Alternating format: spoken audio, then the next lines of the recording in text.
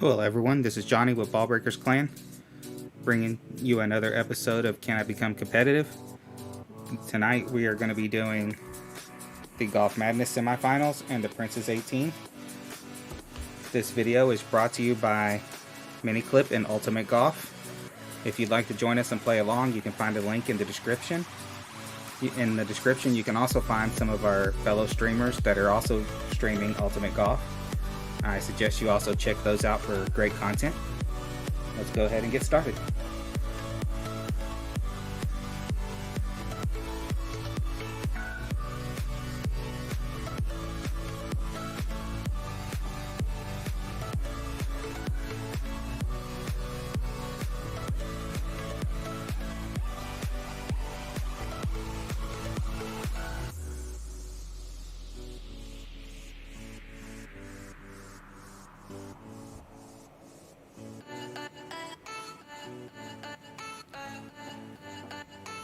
Okay, so we got a nice par 4 with a tailwind. It's real narrow by the green, and if you notice, when I come to the right, the trees can get in the way. So you have to be careful on this. Getting to the green, not really an easy option here.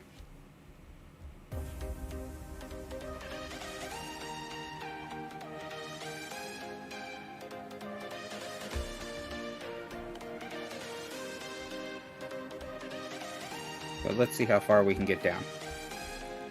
In a few minutes, I'm going to back out and do the bunker battle for the Royales. I really like those and I do really well in them. And some of the other streamers are also going to be doing them.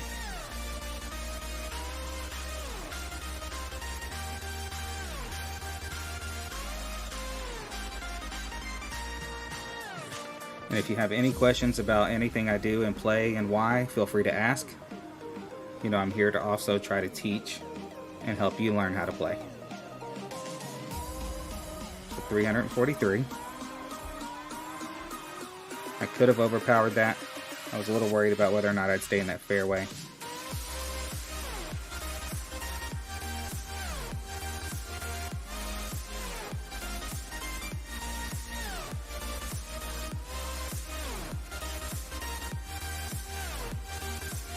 So I'd say probably about 80% club with the tailwind.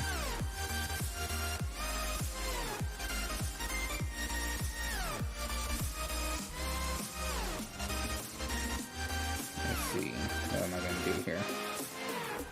I'm going to do 1.5 to 1. So about 12 rings. It's tailwind, so I'm going to set up a little further back.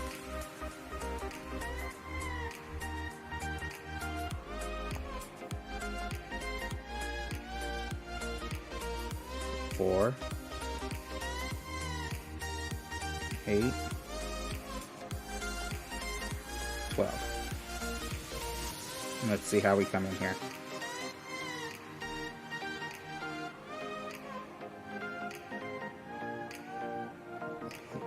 So we were a bit off there. We do have replays, so if I miss this shot, we'll just replay it later. Because I don't have the right club in.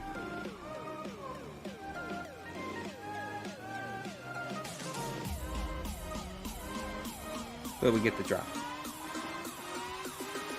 Hey Jared, how much time do I have left before the bunker battle?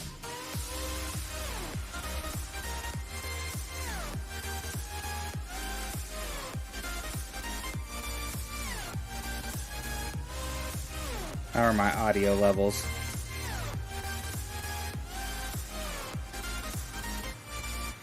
Now? Okay. I'm getting out and getting into it. Oh, I just missed it. Well, I guess we won't be doing it. Sounds good? Thanks.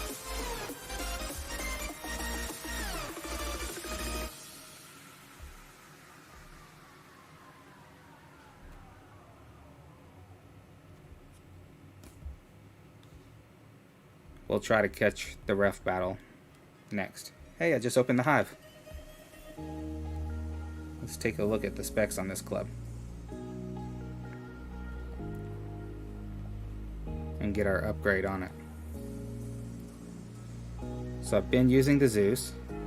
Right now the hive doesn't have the accuracy or the shot view, but a little better on the back and top spin.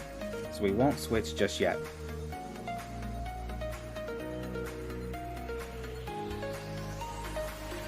We have 28 minutes to the rough, so we're looking at 7 o'clock there. So I'm going to go ahead and continue with our tournament.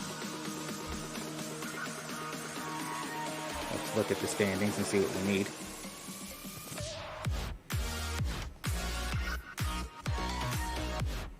So at minus 24. Looks like they dropped 1, 2, 3 extras. Don't know if we can go for that with the rewards.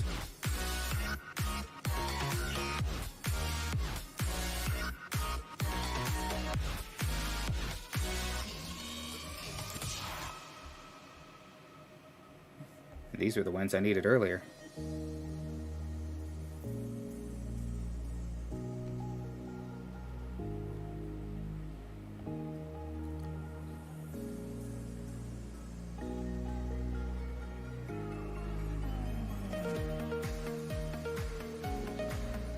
So you do have to worry about this tree on this hole.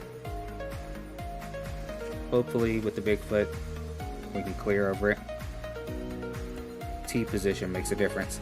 Sometimes they put it right here and it's a little harder, but since it's further back we won't have any issues. As you can notice, moving back and forth each side, the tree's not in the way.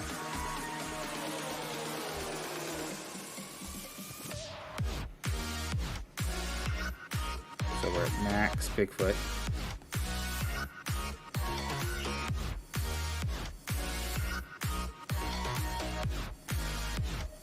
Let's zoom in here and try to line up our shot.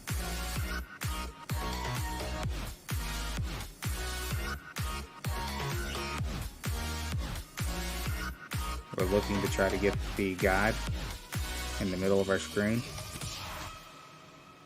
and the pin in the middle of our screen and get it all lined up. Looks pretty good there.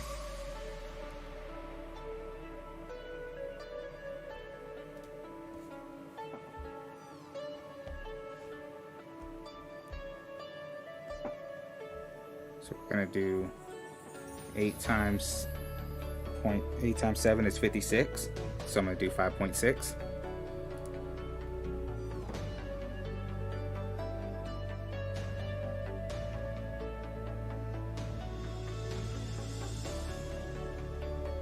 So there's 4.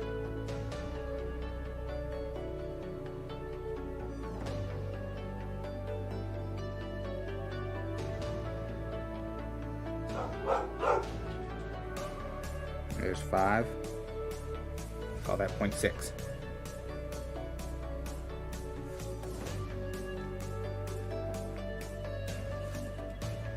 As you see, we cleared the tree, just like the ball guide said. It was just a little bit over adjusted, but pretty close for an easy eagle.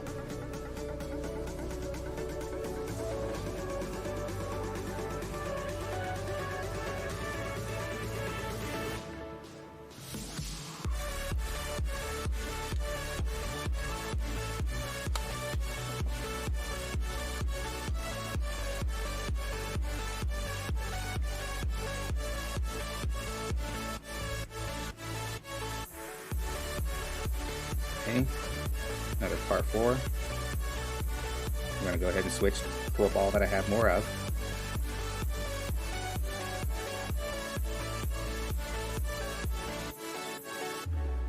Three to 1 on this, so this is about 2.6.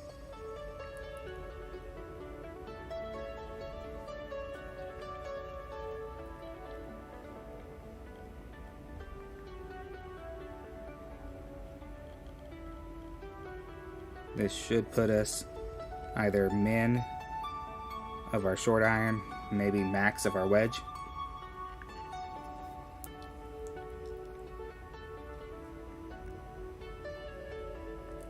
So there's max of the short iron. There's the min. So we're pretty close to the min.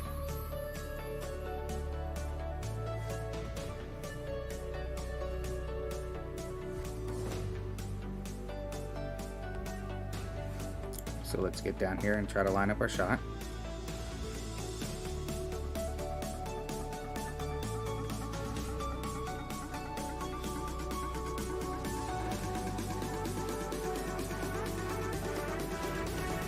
So we need to pull that back. So we're just a tad too close.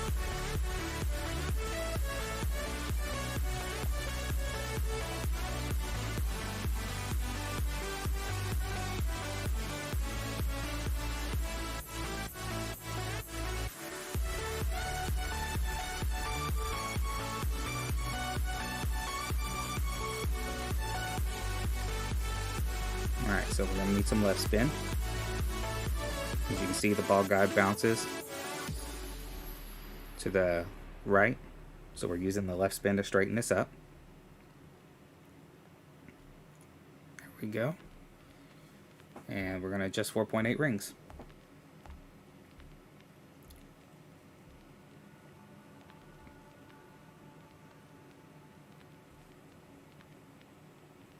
There is 4.8.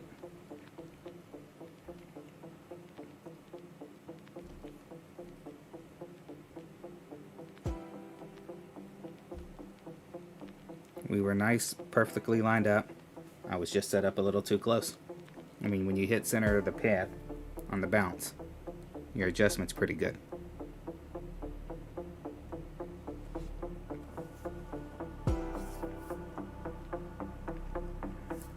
With the lack of guide still, I'm still struggling a little bit of setting up how far away from the pin. I'm getting better, but I'm just not quite there yet. Maybe with a better guide that'll come in time.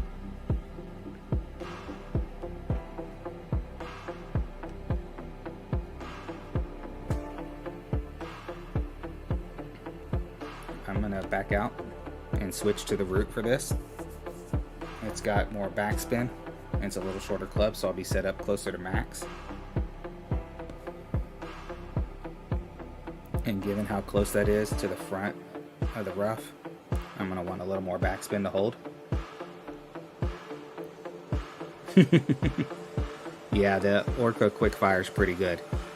You get the timing right to where your pull back at speed is hitting those ultimates, Jared, and you'll dominate it every time.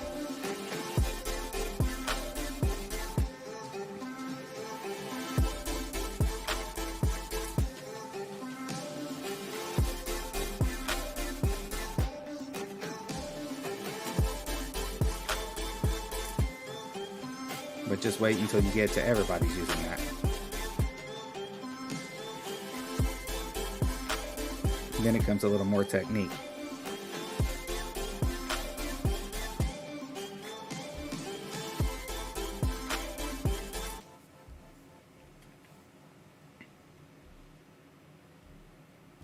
There we go.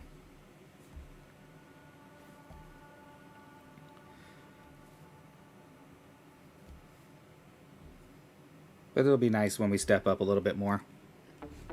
Play people that are a little harder competition. As of right now, I feel most of us are progressing pretty quickly in this game.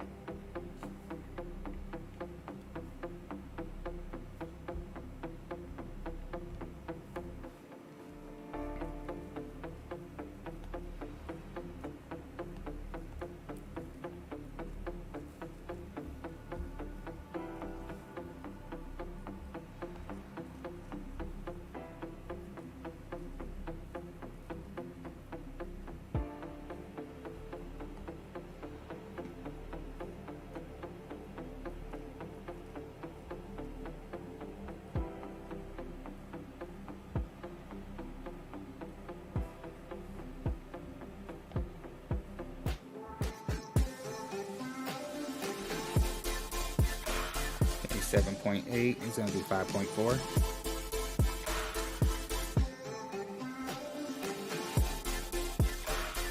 Probably going to need overpower on this after I adjust.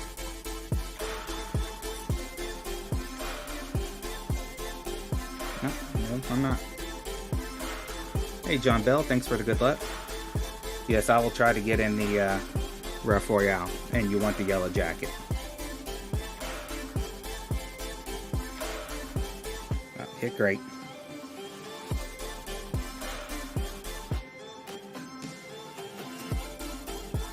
Which, as you can see, we're not far off a pin high on that. So an ultimate shot probably would have put us pretty close to the hole.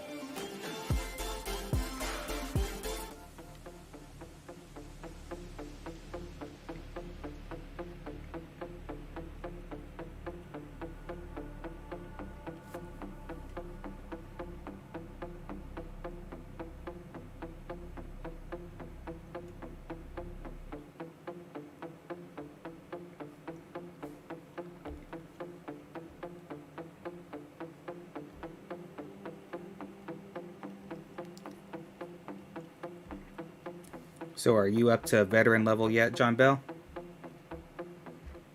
Or are you still on the amateur? I can't remember when you started.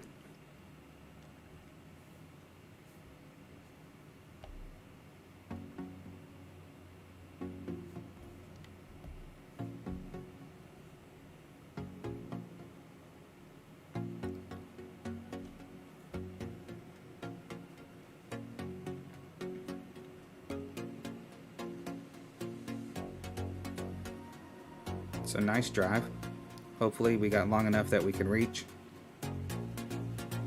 I did choose a shorter ball because I wanted to curl around that dog leg there. So we're gonna have to switch clubs. We'll bring out the Hellfire because it's a longer club.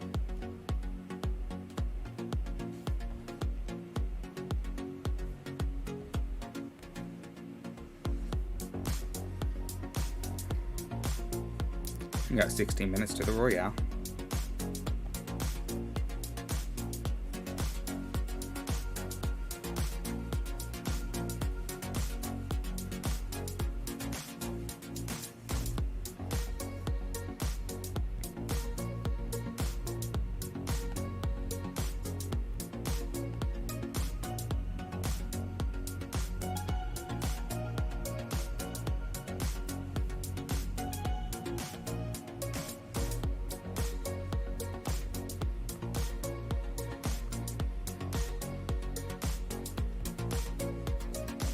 Let's see, 8.7 and do 4.4. Cut that in half.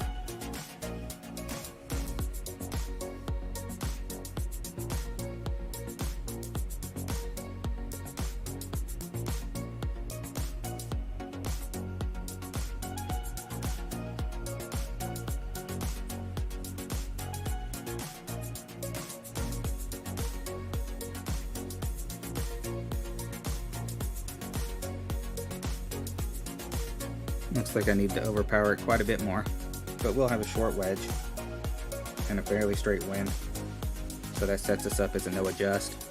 Ball got in the cup because it's a headwind.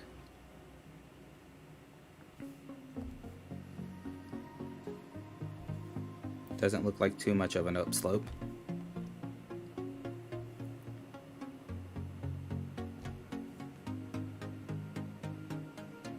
Nice easy drop.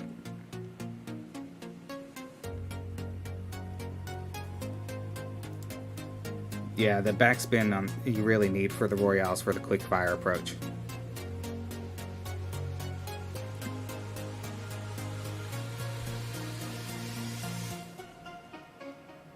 You'll get there, John Bell.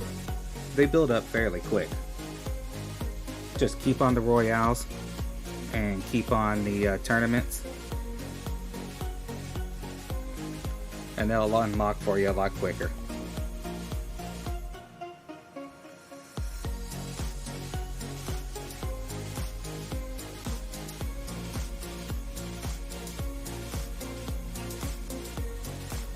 I mean, it's not a lot of clubs you get with the Royales, especially the instants, but you know, club cards. Quickly getting club cards is really nice, even if it's only 4 or 5 at a time. It's probably one of the best ways to build your clubs up quickly.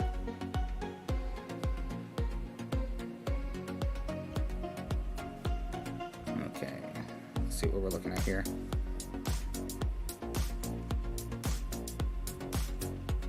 In between clubs. Still not doing the best when I'm in between clubs. So I'm going to go ahead and take the backspin off of that. Line it up with the cup. And I'm going to do 2 to 1. So 15 rings.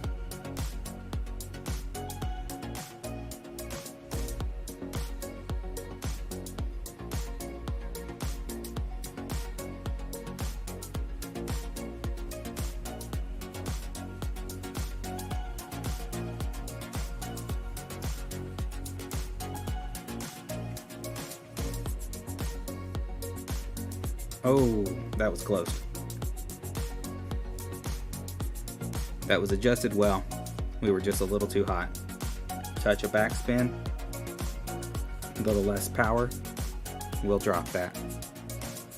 But we get a good tiebreaker.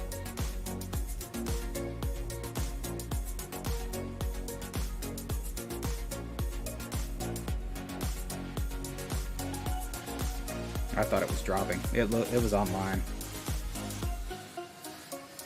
Had we maybe been a little to the right side of the pin, we might have even dropped it.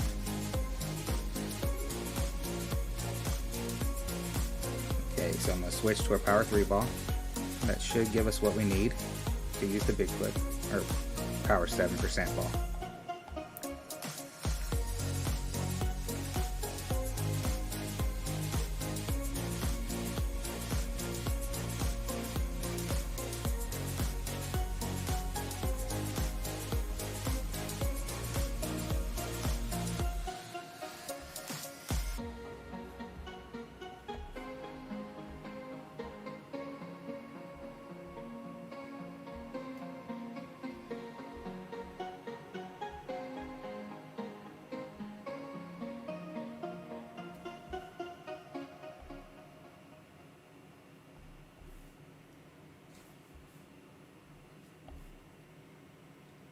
Okay, that looks like a good spot there. It's a 6.3.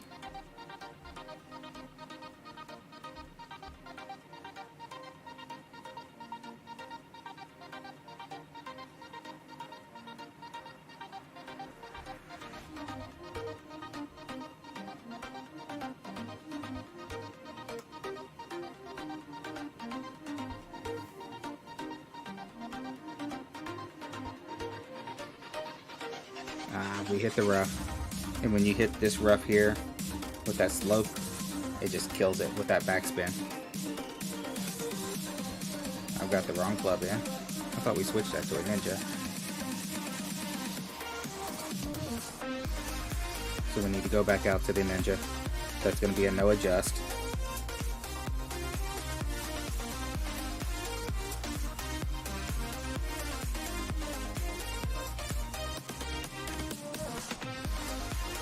Still got 10 minutes, so we should be able to finish this hole.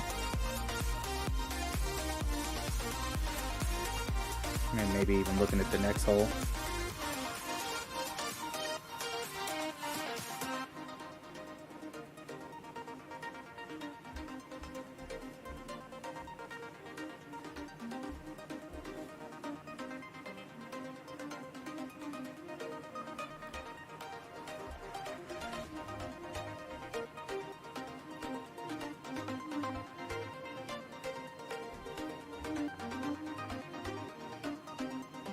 Right over the cup.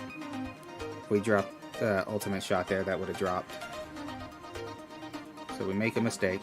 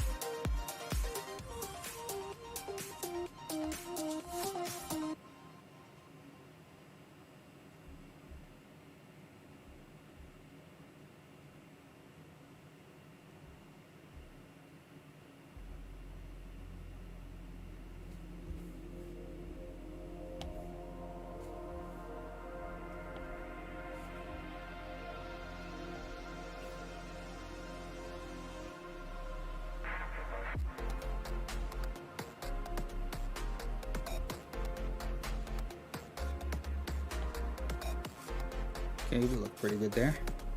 Let's do 6 rings.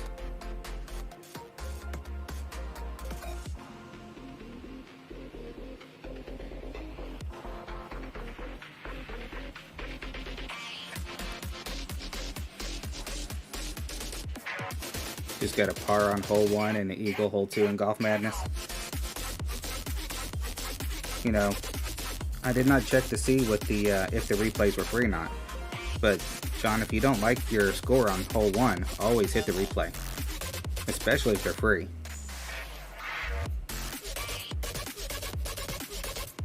I'll check in just a second with how much the replays cost.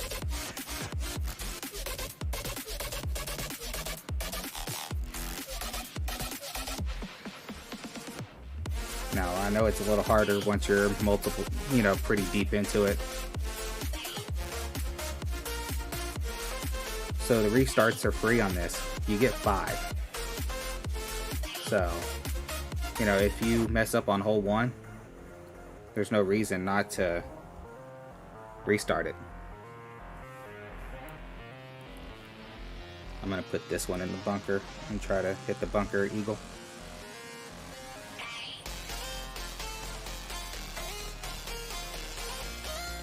Oh, tree in play.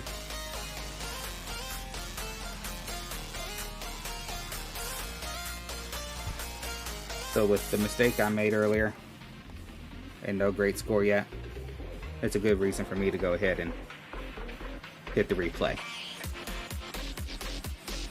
So not on all of them are they free, John, but they are free on some of the multi-rounds and some of the higher tournaments.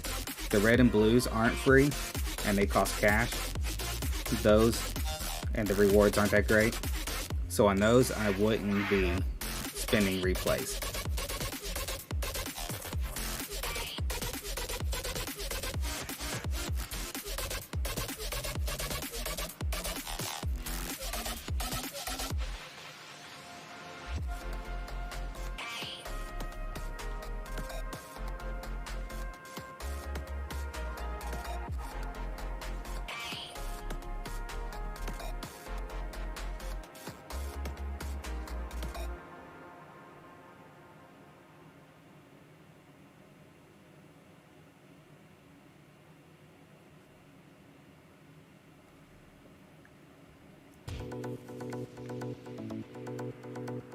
Yeah, earlier on the Sinful 6, I replayed 3 times until I got a wind I liked and got the eagle.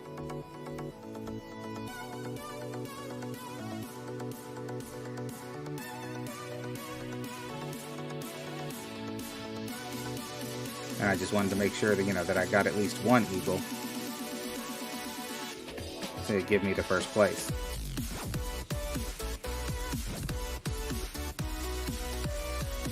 About 80% club.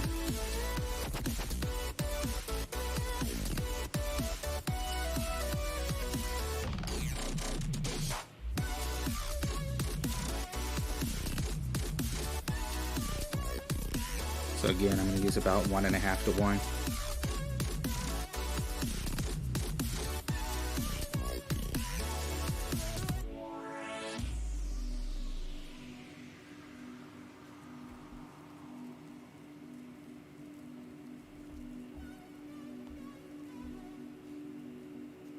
Well, hopefully that'll help you win a few more tournaments then. You don't have to worry about if you make a mistake on hole 1, you can get a little more riskier.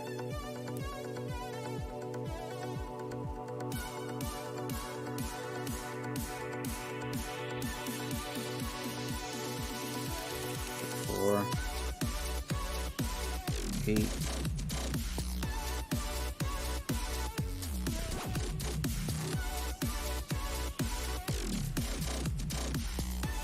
11.5.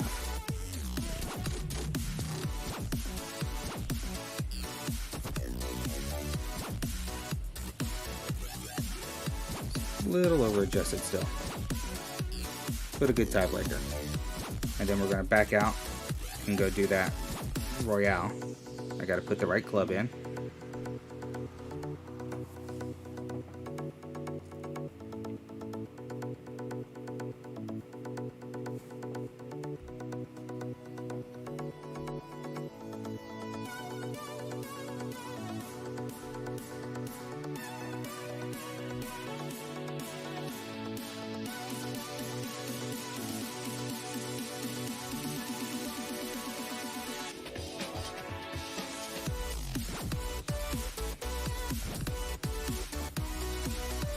So it is a rough Royale.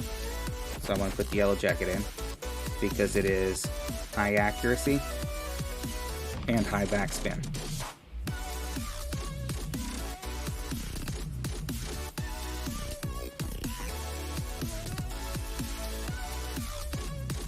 And if you noticed from the rewards on these, let me change to a cruiser.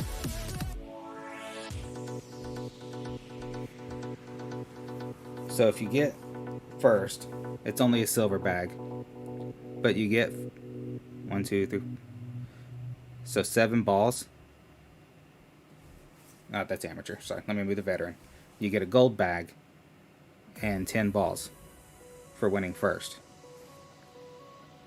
And you get balls on down as well. So you saw that I had almost 200 high flights. Those came from these and from tournaments. I haven't bought those. So it's a good way to build up your ball stash for the lower level balls. It's also a good way to build up clubs. Hey Ofer, thanks for the good luck. So it's a good way to build up clubs, because even if your pin bag is full, you know, from your head-to-heads, you still get the bag from this. And it's the same bag, you know, a gold bag if you win. And so the more of these you win, the more clubs you're going to get. If you look at Radu's clubs, for example, they're a little bit better than mine because he's won a lot more of these and played these a lot more. So if you really want to progress your clubs a little quicker, do the Royales.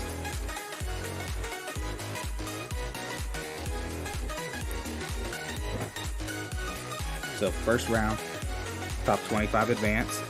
This is where I try to set how much power I need.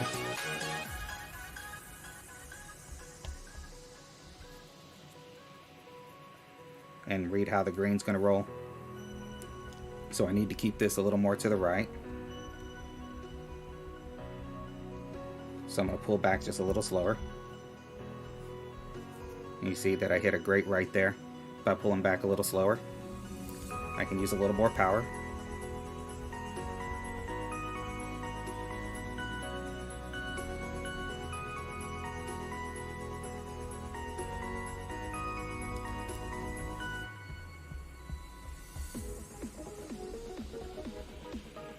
So instead of adjusting to the right, I'm allowing the great right to take me to the right.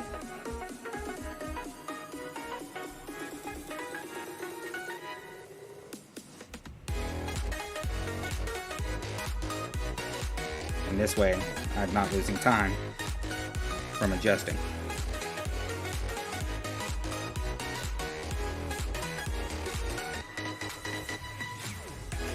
I'm losing time for that one. Ah, it's killing me.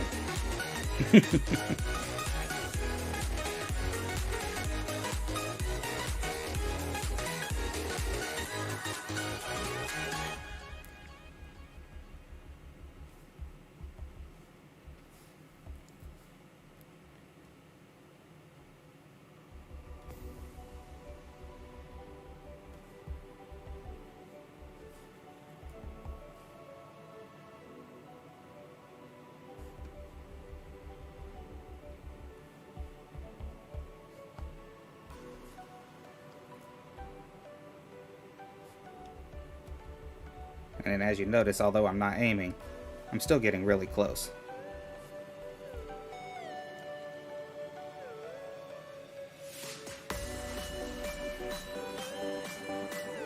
So I had the 1-0. You'll add 1 to the shots. So I took 12 shots with the 0. So I didn't really have that big of a lead over the other guys. And you really want to try to get around 13 shots for this technique.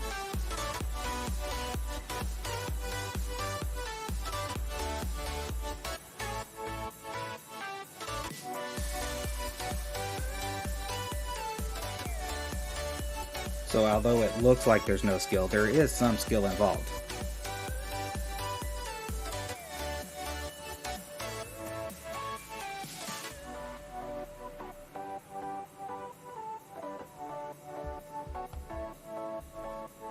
So this one looks like it feeds to the left, so I want to be great left. I'm going to want a little less power. You saw that I went long. So let's try 3/4 power there. Still a little much, so I'm going to try half.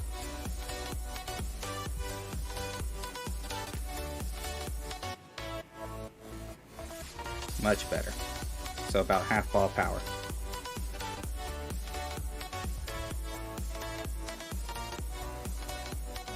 That one was about 1/4 ball. That's why I barely tricked on there.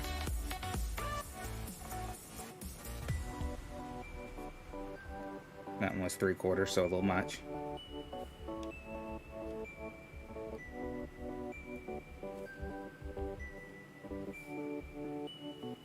There we go, another half.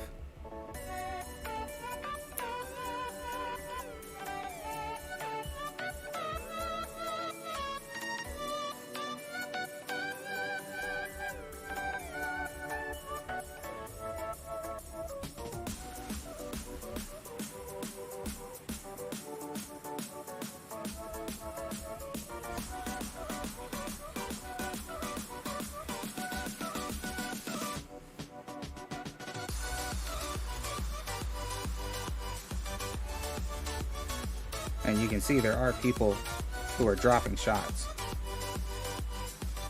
I underpowered that one.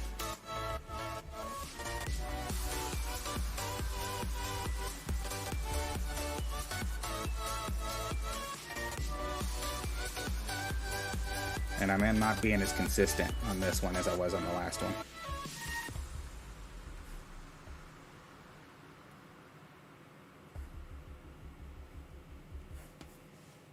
But I'm still near the top and at the cut mark. You got one on one of your accounts? Nice, John.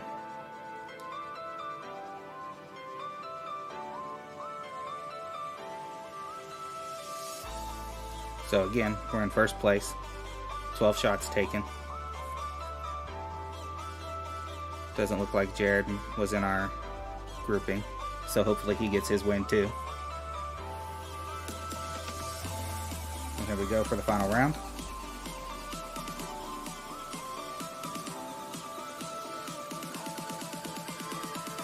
The grids are my grids from Golf Flash. I just have them on there. You can use them for Ultimate Golf as well.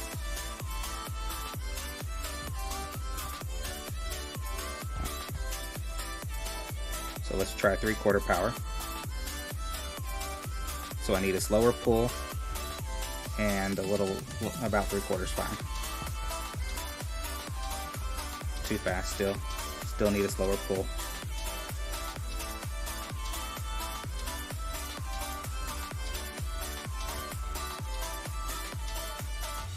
A little bit slower pull, but we're getting closer.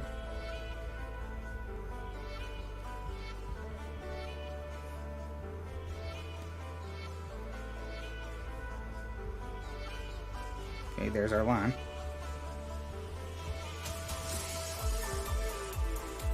Oh, pulled that one too fast and too much.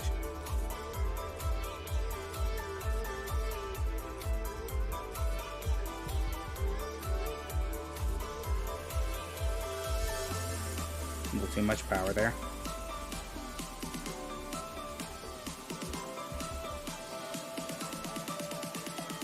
I underpowered that one on accident. That's going to hurt us. Might give someone a chance to overtake us.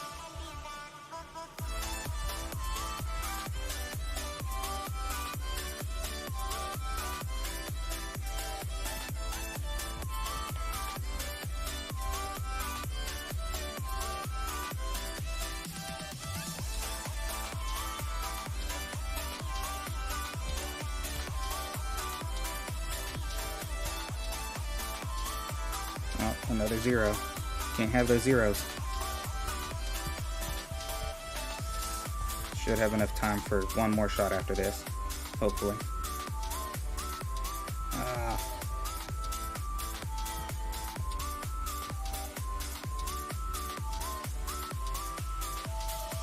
Well, a little bit more points for cushion.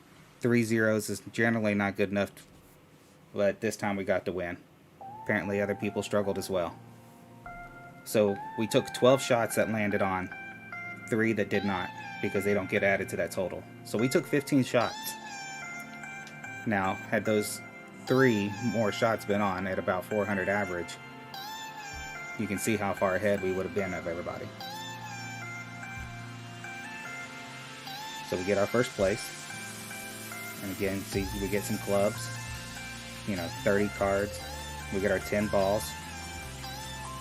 And we get some coins. And points for our club.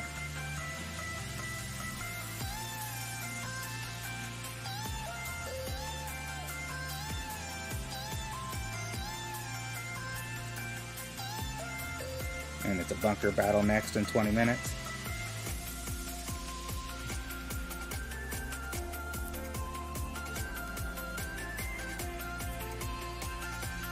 So yes, over on the grids, you just like adjusting, you're still using the ring method.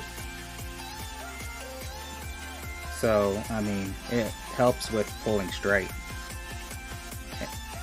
I should probably move a wind angle, because I can recode this, no problem.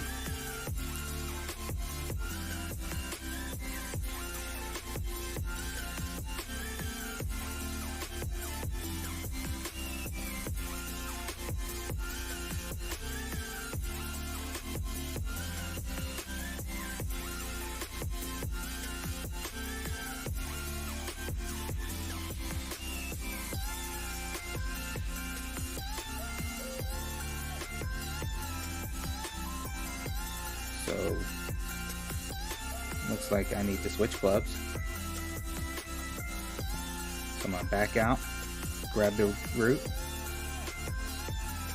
I do not think it's harder to upgrade your clubs in this grain. So, I've been playing this for about a month, right? I don't have any clubs maxed yet. But as you can see, I have almost everything unlocked. There's a few that I don't have unlocked yet. And I'm starting to get some pretty high levels. I don't have anything with a super great ball guide yet. And I don't have some of the, what's called, like in-game clubs. For example, my red Barchetta is still only a level 2. Because I didn't get Tour 7 bags until like a week ago. So that's why those higher Tour clubs are still a little weak.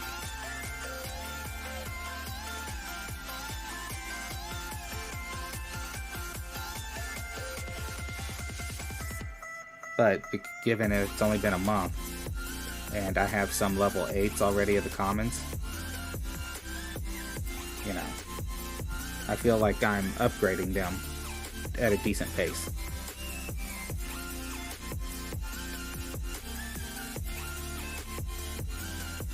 And unlike Golf Flash, you'll never get put the ball guide through the cup type situation.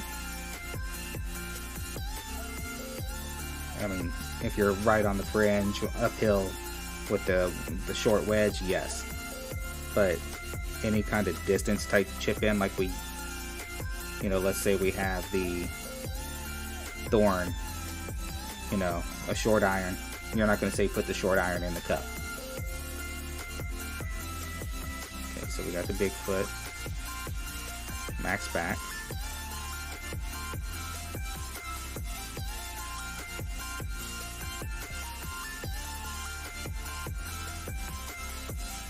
So 9 times 7 is 63, so 6.3. I'm going to push up just a little. As you saw, I had to stretch to get to that spot.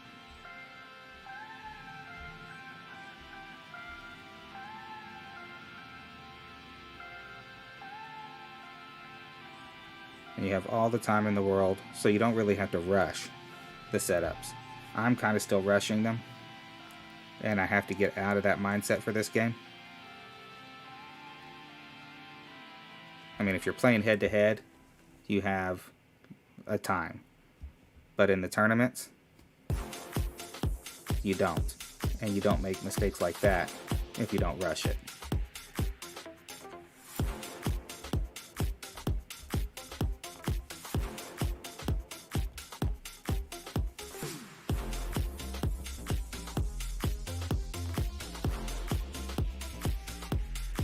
And as I was telling John Bell, you know, that mistake. What hole am I on? That was the second hole. I have, what do I have? 5 replays, 4 remaining. Dunking is pretty hard here. It's almost as if the ball is almost the same size as the cup. I've seen it done. I've done it, but it's a lot harder.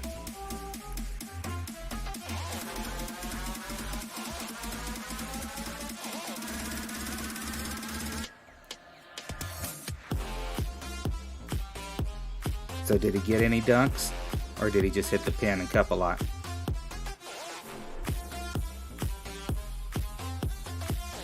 Because I've tried to dunk. Because it's like, I don't have a ball guide, let's dunk it. But it doesn't work the same. Or at least I need a lot more practice.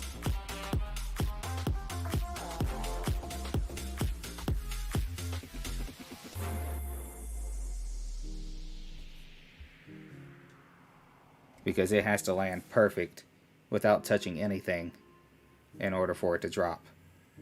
And even then, I could have swear I've seen it land in the cup and bounce up and out.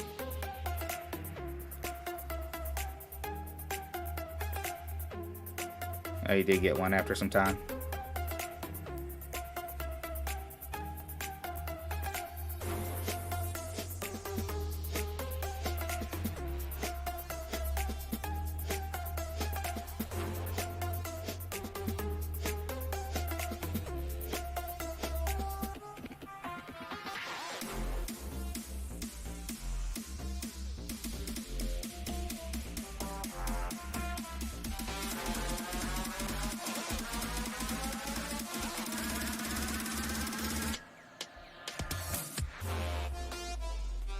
Not used to shooting with this club.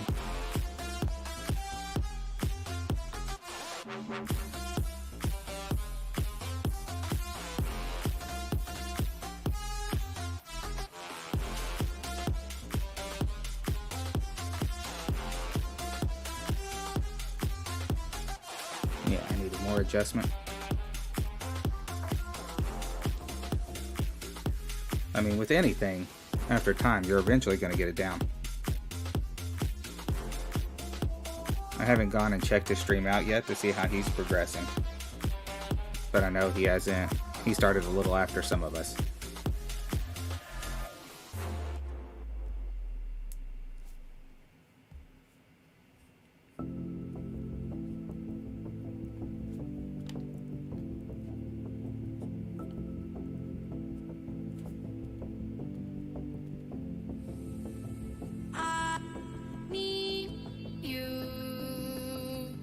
Still got 13 minutes.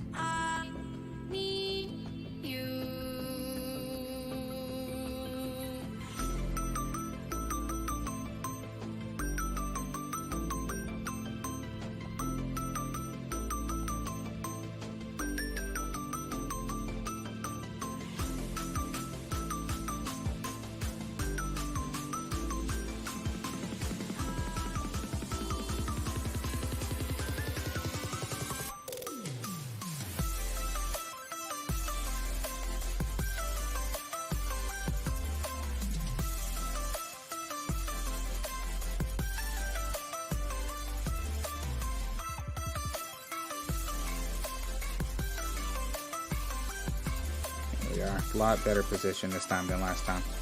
Last time we were trying to set up right here. This time we can land squarely on the green. In this game, it's not always about getting it as far down as possible, because you can often get yourself in trouble. Yeah, I think a lot of people are starting to get burned a little bit on Golf Clash. I've heard that same sentiment from other people over. You're not the only one. I mean, fatigues on games happen. If they didn't, you just see everybody always playing the same game.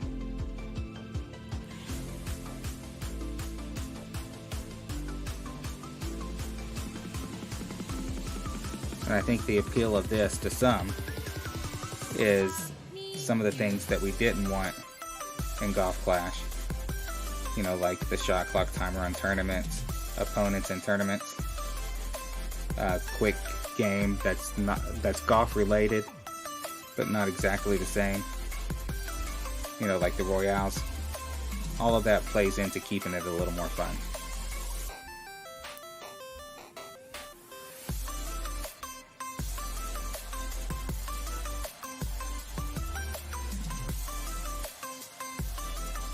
So there's 3.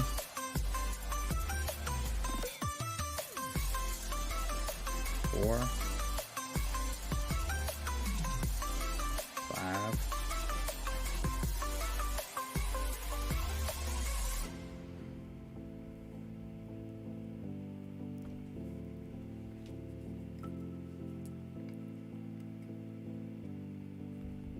And I definitely get exhausted during tournament weeks.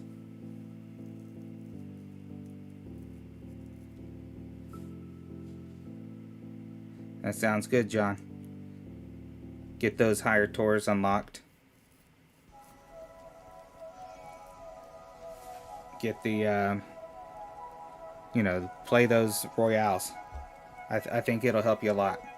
And once you start winning them, they become a lot more fun.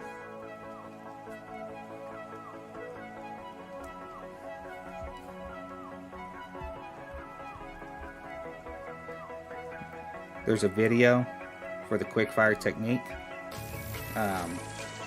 Duff put one out. Weibo put one out. Both of those are linked in the description of this video. I suggest checking them out if you want to get a little more information on that technique.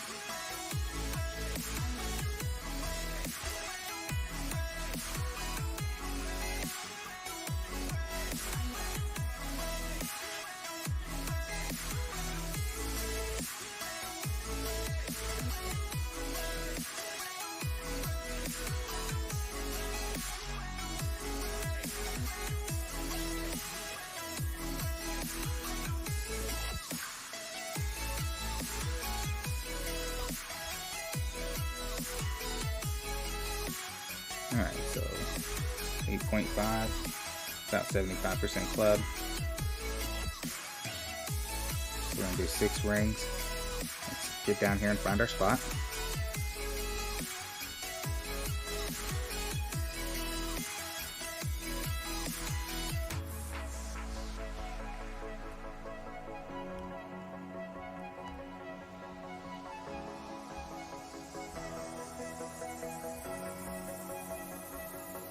They say this gets faster as you get more and more used to doing it. And I have gotten faster at it. But I can still do better.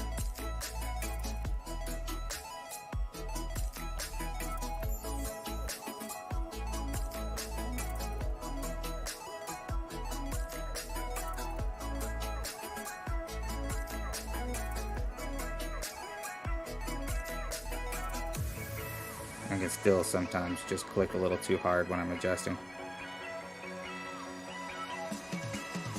Right, so 8.5. We're going to have a little bit of compression due to the headwind. So I will back off a little bit of the backspin as well. There's 4, 5, 6. And I'm going to take off a bar of backspin.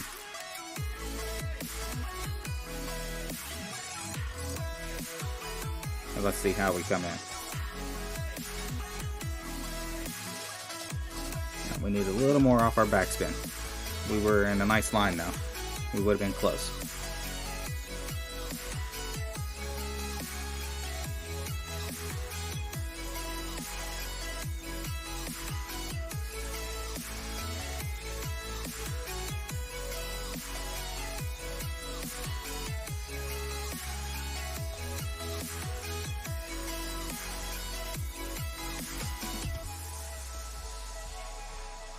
Alright, so let's see where we're at on this club.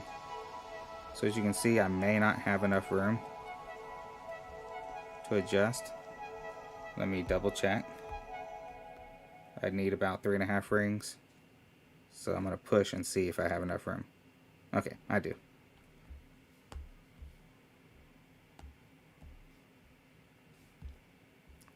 Now it's a headwind. Again, we got the same compression. That's right, Gopher. That's one of the things that's probably helped the most, is that there is no time limit on tournaments. So we can kind of practice adjusting. And if you notice, when I land, it leaves like a little divot spot that you can see. So when you take a shot, you can see where it landed versus where you adjusted to know kind of how you need to adjust your, landings and stuff.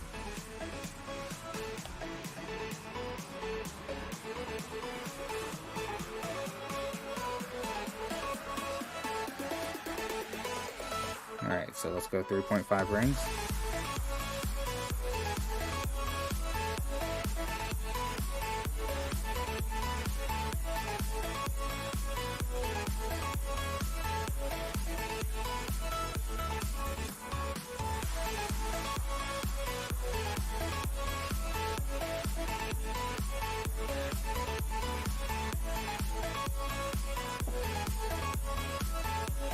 So let's see where we land. So you see that little green dot. And if you notice, that was probably about 3 rings short.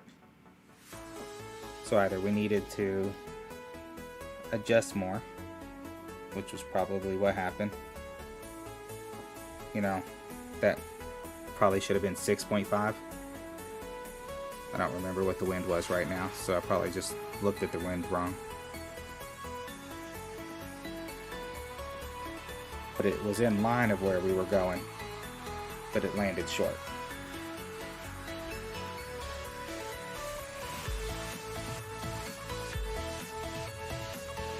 Yeah, what was that, 8.5? Yeah. Should have been about 6.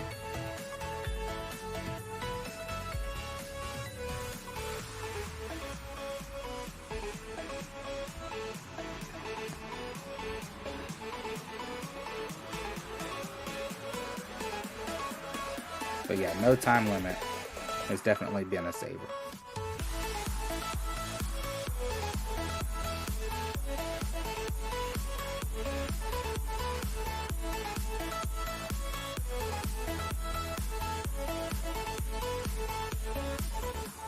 Mess this hole up again. If I hit perfect, I wouldn't have had that trouble.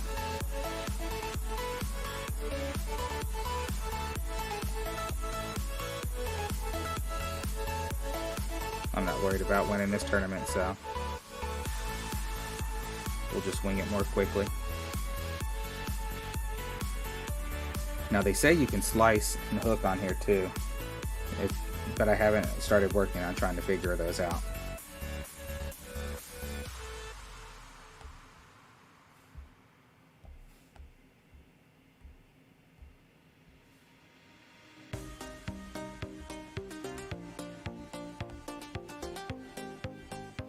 Forgot to see where I was at in club. Okay, I'm at max. It's a slight headwind, but mostly cross. So I'm gonna go 1.5 rings from my landing spot.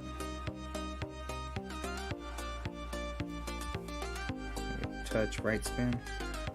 No, too much. Also, when setting the spins, you don't have to touch the ball. You can just tap where on the ball, or where on the bars across the bottom, where you want the spin to be at, and it'll go right there. That's nice. It saves a little bit of time on micro adjustments of spins.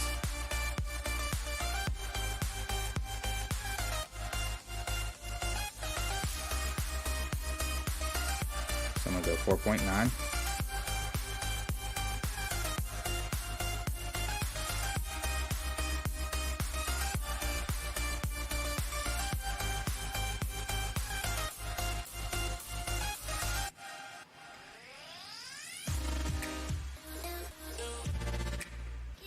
So we got a good distance, just a little over adjusted. I may not have pulled straight. I may have had some accidental curl on there.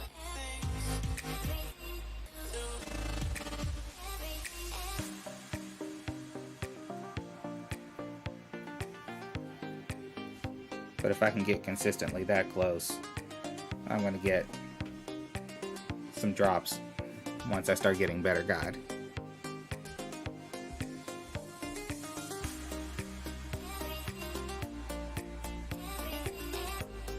Thanks, Ophir.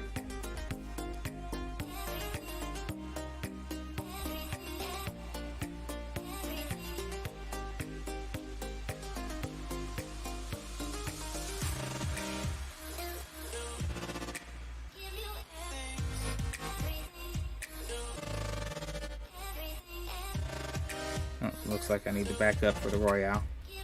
It's almost time.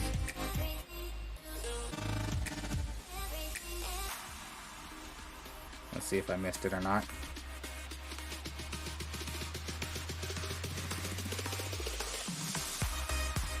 Nope, just in time. 33 seconds.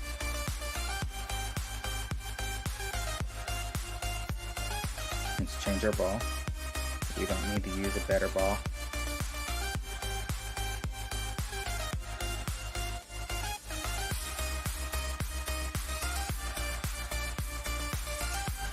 So I did finally drop my first albatross yesterday. I'd been getting close, but I was pretty excited. I've had a couple hole-in-ones, but that albatross had been avoiding me.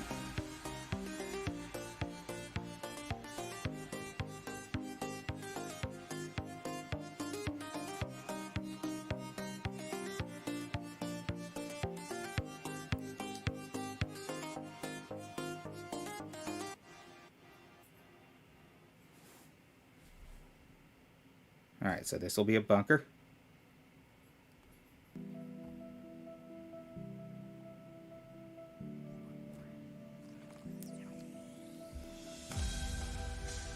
So full power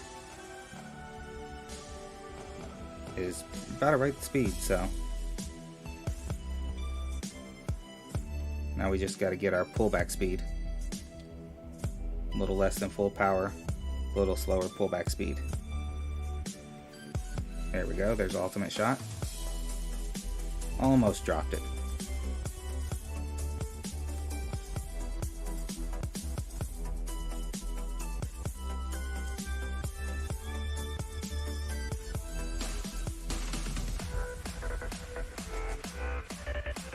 Pulled that one back a little too slow. But still good points.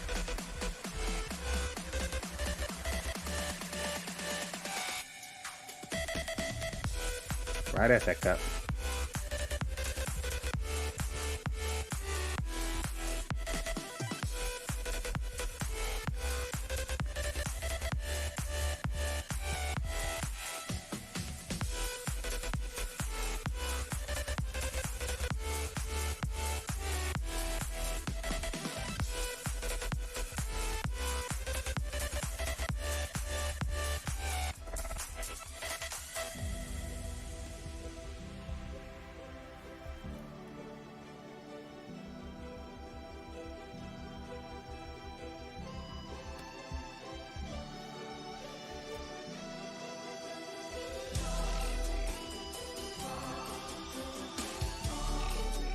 So we actually have someone that's doing pretty well.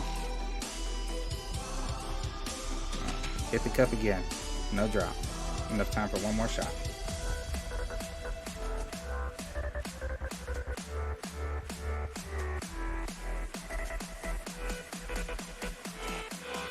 So not too bad. Decent score. 8,200. Because aiming takes more time, so I let the hitting great left or hitting great right do the aiming for me. So the first thing I start doing is working on my power. How far do I need to pull back and how fast do I need to pull back? Once I start doing that, I start looking at where it's landing and whether or not I need to hit great left, great right, or ultimate. But if I take 3 more shots than somebody, it's going to make the difference in first or second.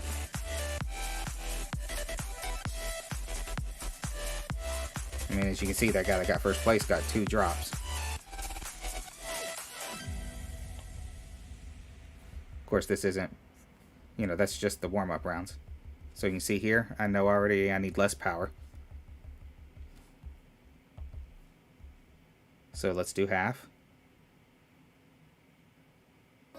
And a little bit more than half.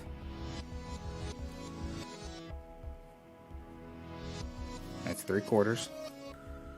3/4 a little long, so we'll stick with half.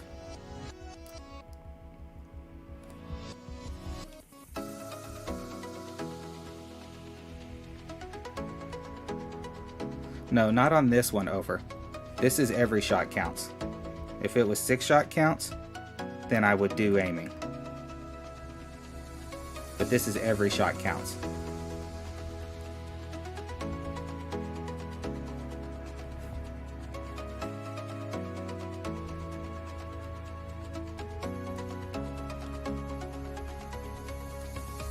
So if you read on the description on some of them, it'll say if it's top 6 or not.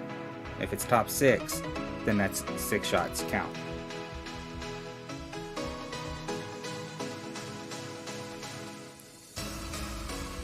And you need different clubs in for that.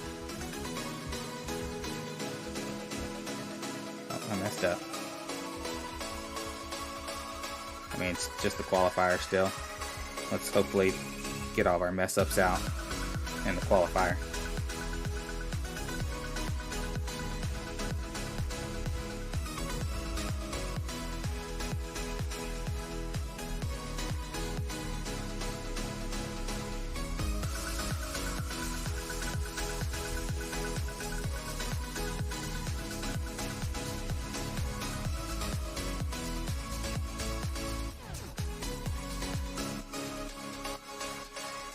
Hey, it's good to, that's what the streams are for, so you can learn, so you can improve, and you can do better yourself.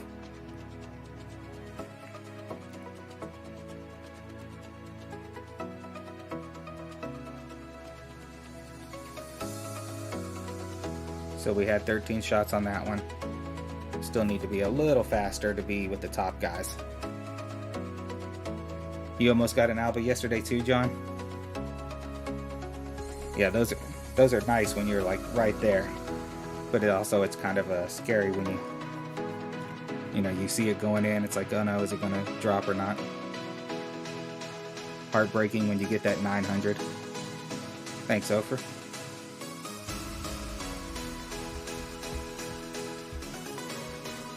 So that looked like my ball guide was long, so I gave it a little extra power, a little too much. So regular power is probably fine. That's regular power there. A little too much on that shot, so 3/4.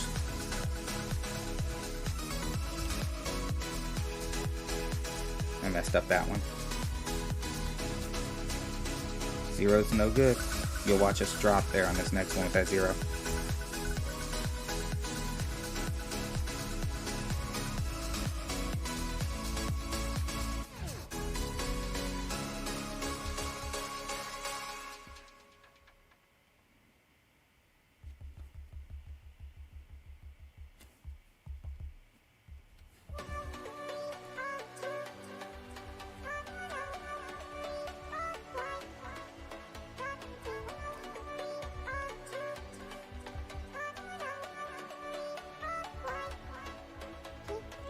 And already we're back to fighting for first.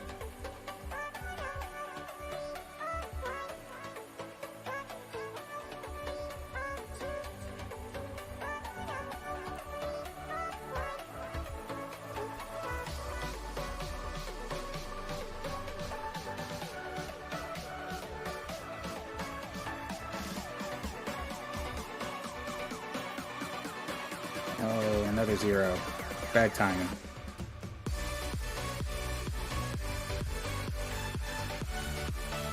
I thought it was this one where I needed to play shorter.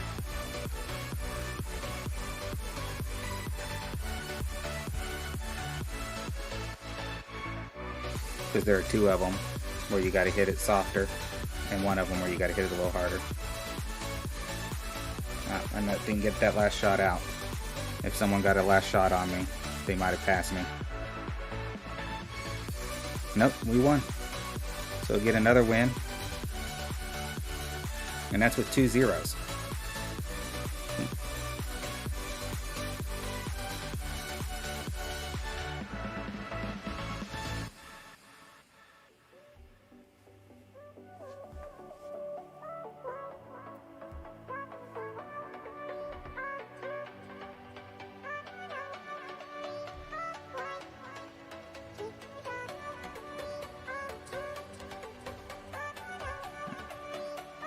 The next one's random. Let's just try to get through this tournament first. Thanks, Ofer, for the boons. It's nice to get those wins on those.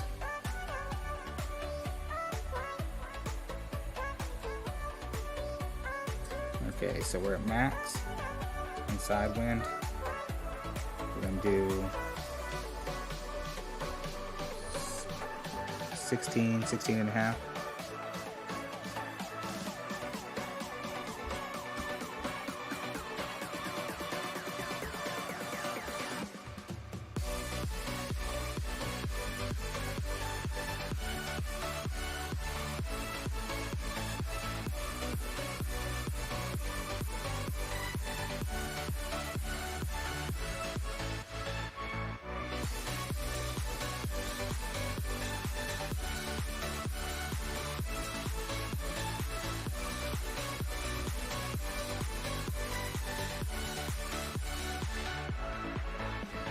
We hit great.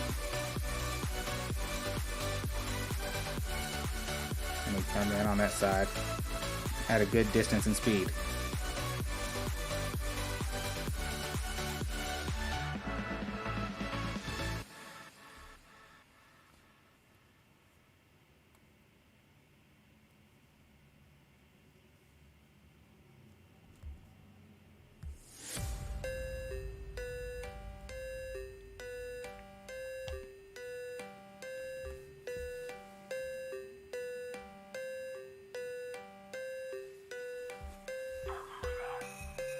Alright, so we've got a bit of a tailwind.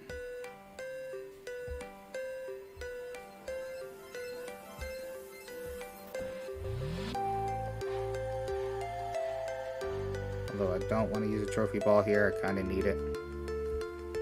Just because of where the pin is in my clubs.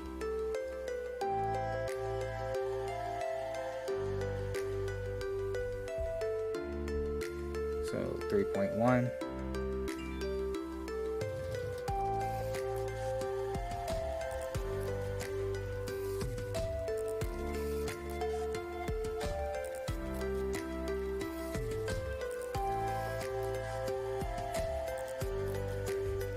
Looks like I need a little bit of overpower.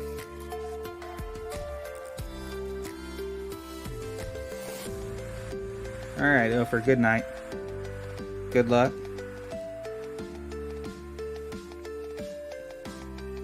Thanks for stopping by.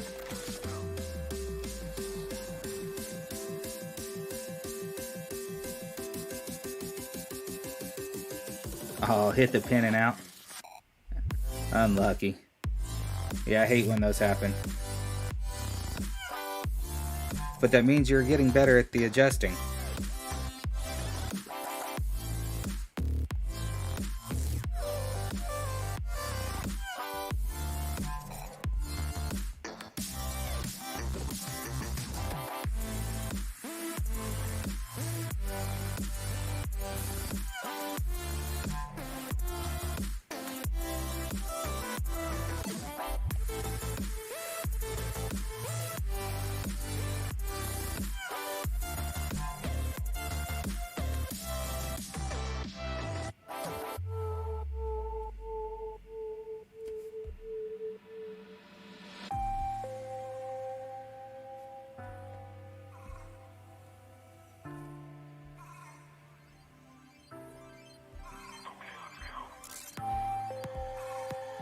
So what we got, 8.9.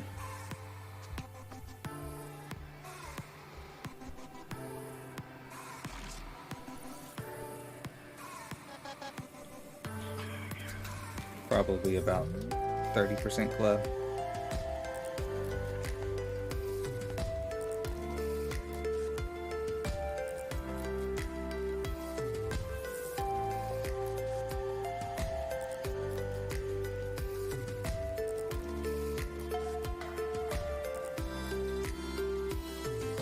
It looks pretty straight to me. Set up at 2 rings.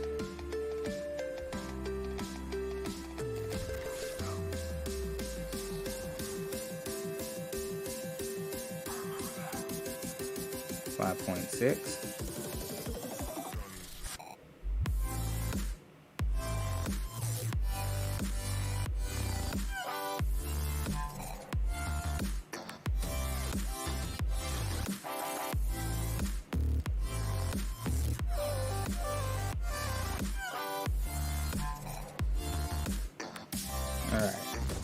it looks like we're under adjusted. Just a tad. Good speed though. 2 rings and the crosswind works pretty good. So that's something to keep in mind when I have crosswind in the future. That 2 rings is going to be pretty close. I might go more like 1.9 just to give myself about a cup past.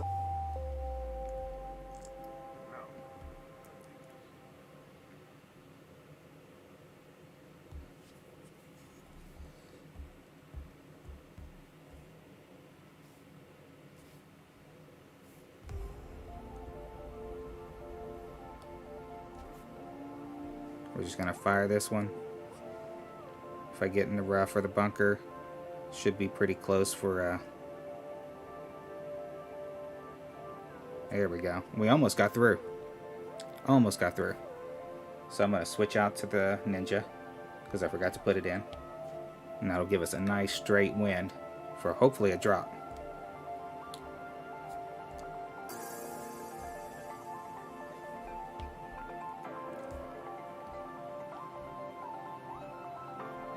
Alright, so there's our Ninja. It's got a great accuracy, great shot view. Let's open up our free bag so the timer can start on the next one. Got some more orcas and some cash.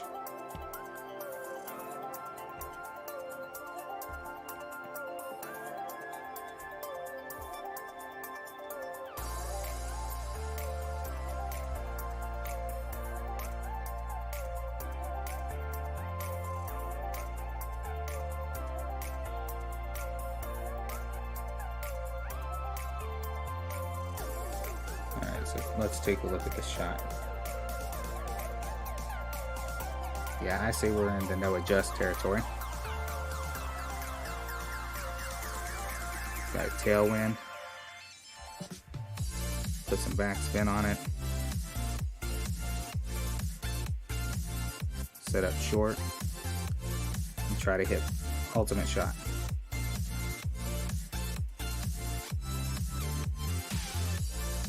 Slight great left, hopefully still in the cup.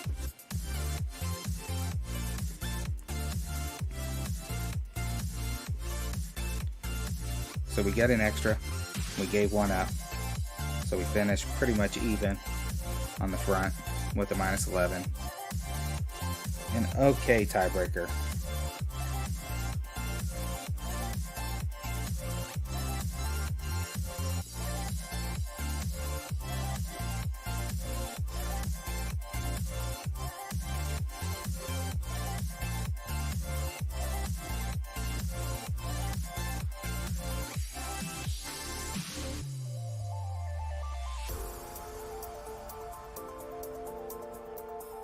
But it's always nice to get an extra, especially when you play a risky move like that and trying to force drive the green, knowing that you're more likely going to be rough or sand.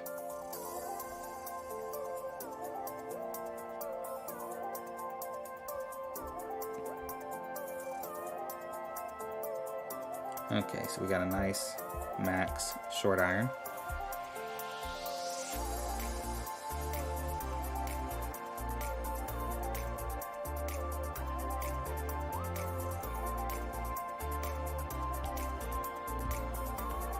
Let's get down here and find our spot.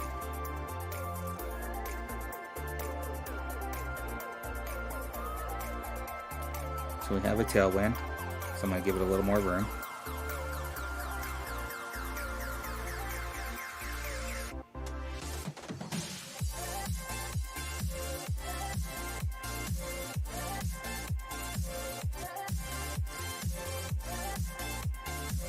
Give it about 2 1/4.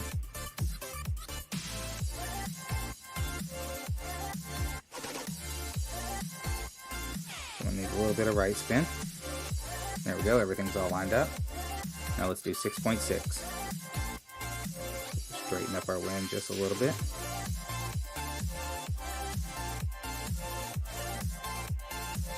There's 4.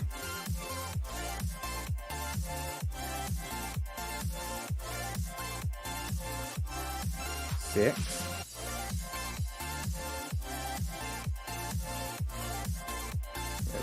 5.6.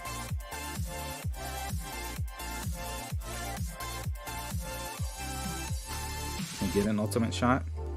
We'll see how far from the pin was good. Just a little to the right, but good distance to the pin. Good chance of dropping it had I been center pin.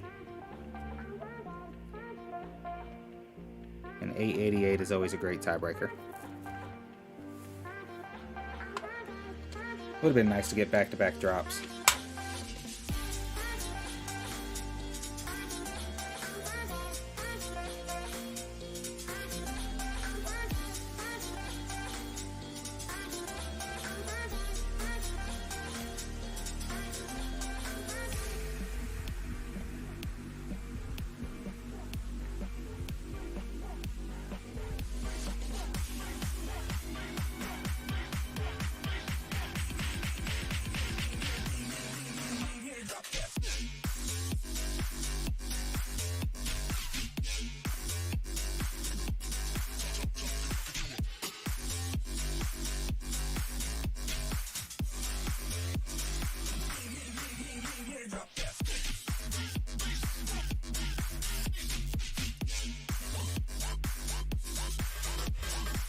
And while I'm lining up this shot, let me remind everyone, if you're enjoying this content from us and you want to see more Ultimate Golf content, please like all of the videos you see streamers putting up.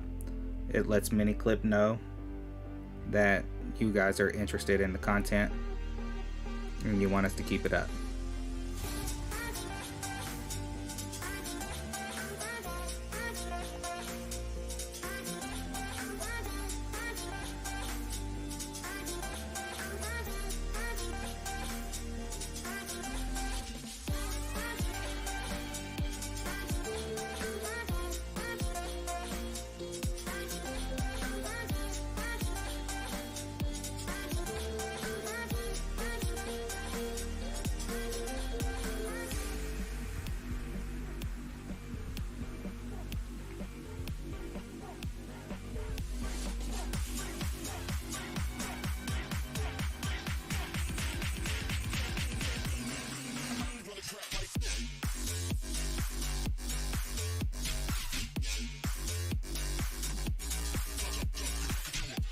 A little over adjusted again.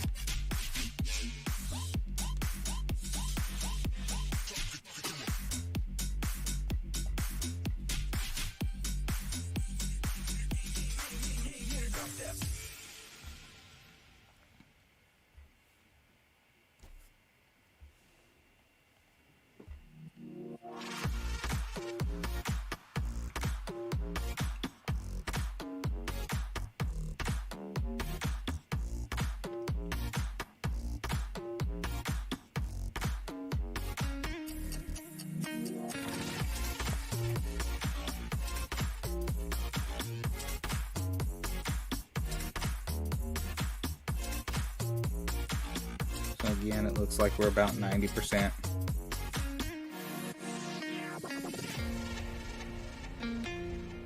Short iron, which is fine with me because we've been getting pretty close and it gives me more practice at that range.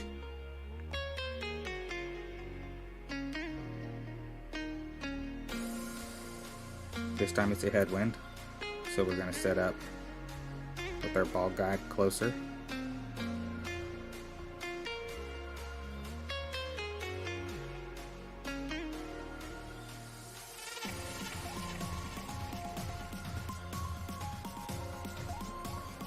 We're going to do about 1.8, and we're going to adjust 6.4.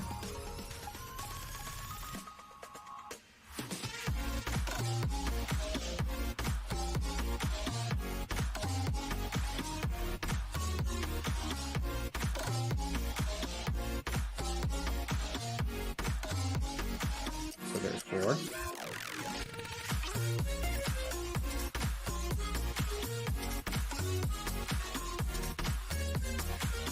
About 6.4.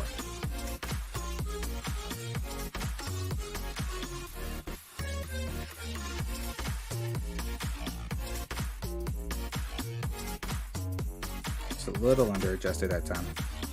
And if you look at where my ball guide landed, that little dark dot on the green was a little right and short of where I was aiming,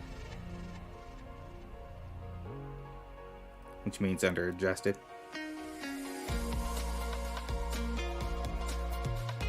I tried cutting back on my adjustment a little bit since I had over adjusted the last two. Nice, John.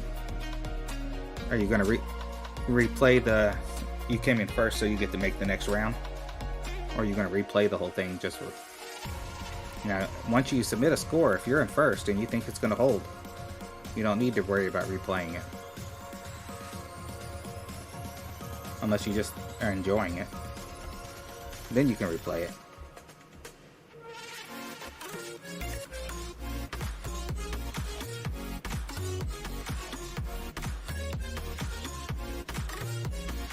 Because yeah, the finals are tomorrow.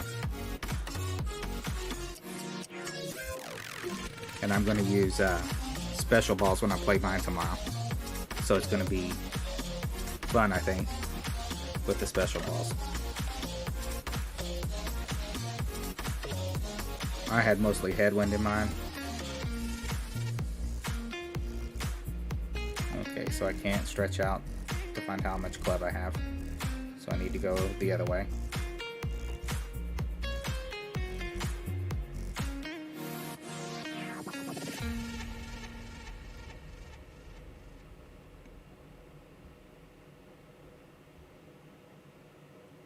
So right there.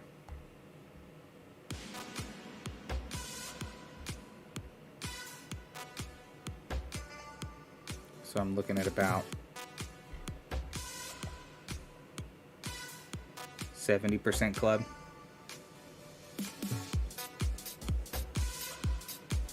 It's a compression, so I need to line up closer.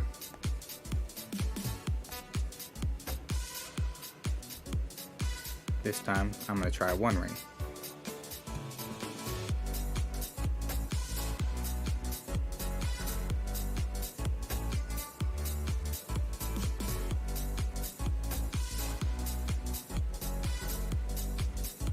So we got our max back.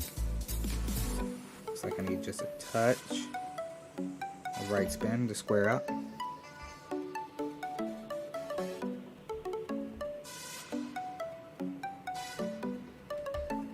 There we go. That looks pretty squared. And we're going to go 5.9 rings.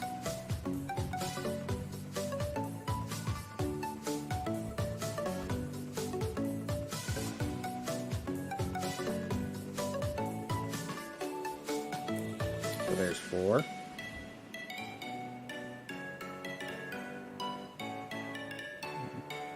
$1.9, so 5.9 total.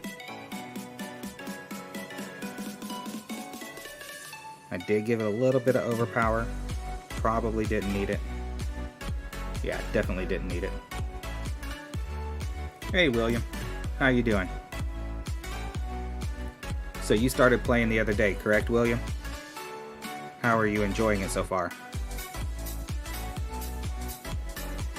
What kind of questions do you ask, or do you want to ask about the game? You know, anything you're struggling with? Anything you need tips on? Or are you finding it pretty smooth? Pretty fun? Yeah, have you played a Royale yet?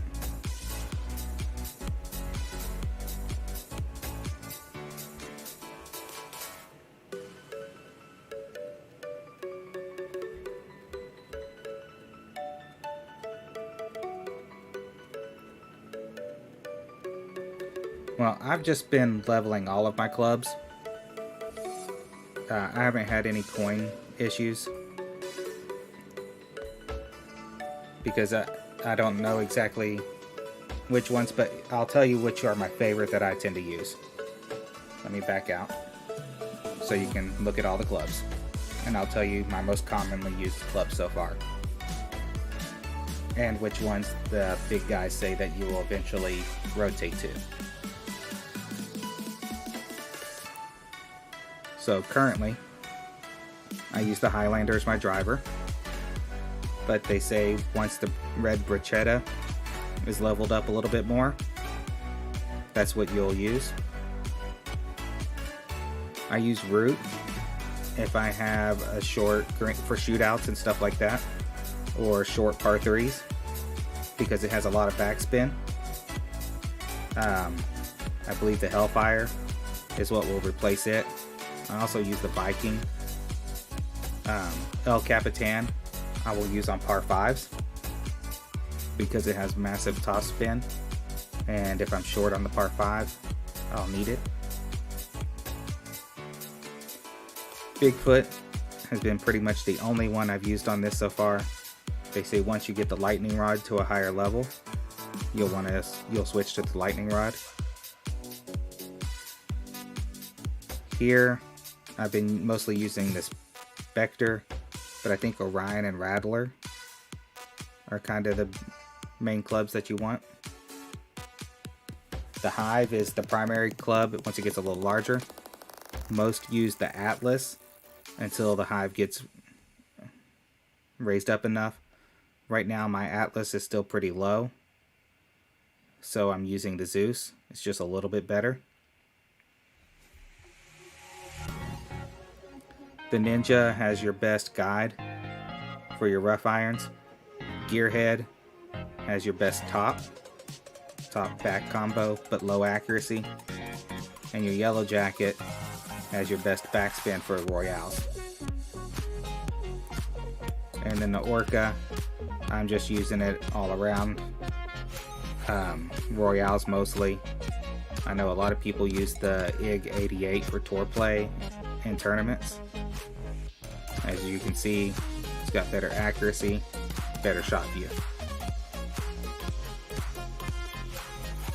So those are the clubs I would stick to figuring out. You're playing your second round now? Good luck, John. Enjoy it. The Sinful Six is a fun tournament.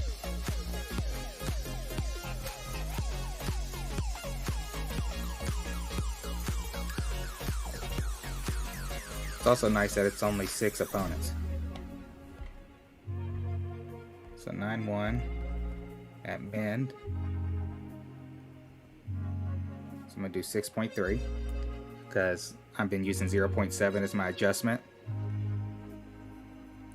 Or not 6.3, 6.3 is max. So I'm going to take about a half off of that and make it about 5.8. I've been using 0.7 at max, so of course 9 times 7 is 63, or 6.3. And the root doesn't change much between min and max.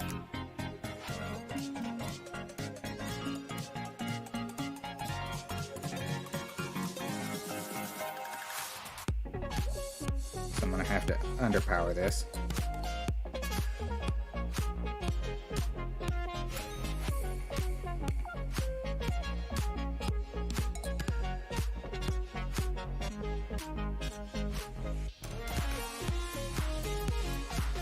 You're welcome, William.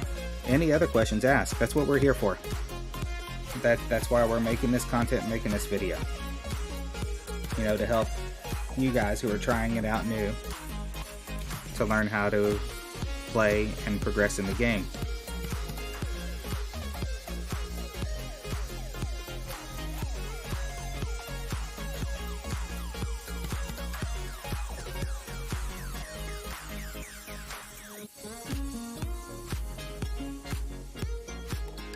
And the top 3, John Bell. So first, second, and third move on. So let me back out and show you that. My round this time wasn't as good as last time, but it was still good enough for first. So The first, second, and third will move on. Fourth, fifth, and sixth will not.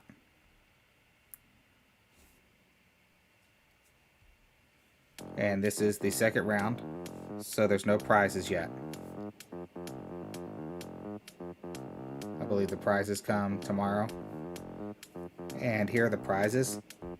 Here's the prizes for rookie, for you, John and Bell. So you get a platinum bag, 12 rookie balls, which are amazing, and 34 Mojave. With the veteran, I will get the diamond bag, which gives me more clubs, and 15 veteran balls, and 62 high flights. And the veteran balls are really good too. So on this one, you actually get rewarded with specials.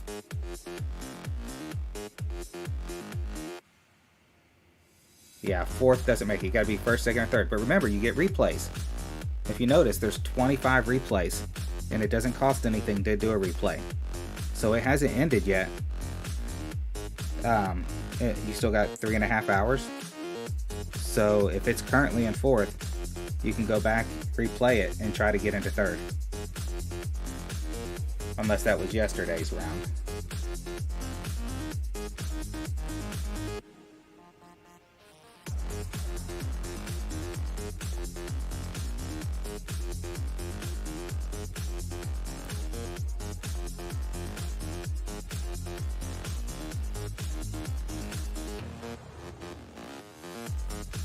Big ugly headwind. So I'm going to show one of these veteran balls here, even though I shouldn't because I'm not going to win this tournament. So you see how much further it is and how much wind reduction there is.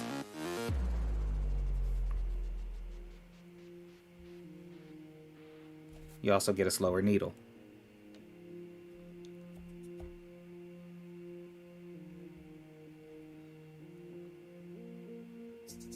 And these are balls that are rewarded for winning tournaments and Ultimate Cup.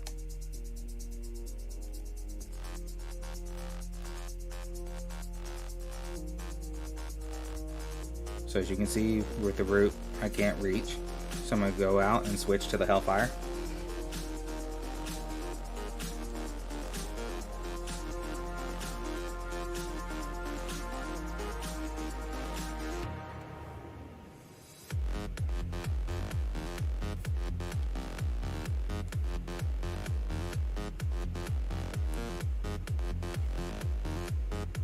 Now on this one, it's just a qualify 2, so I don't really need to win. I just got to make it above the cut. I believe the cut on this is 25.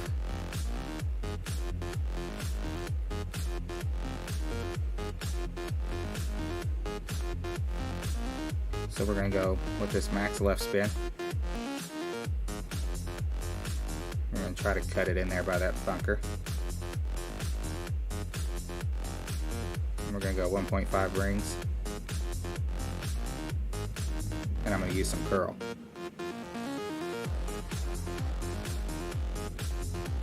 So we can see if we can cut in there. The curl might have been too much, but we'll see how we turn out.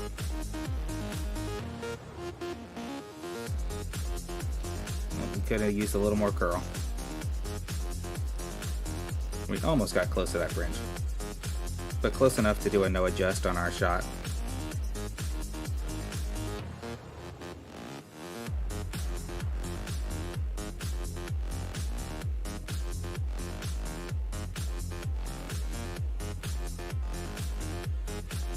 Nice center pin, no adjust.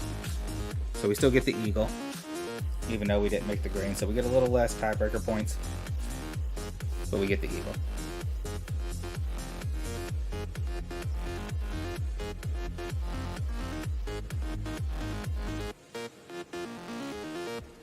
Now this hole, I've played in other tournaments, and you have to be careful.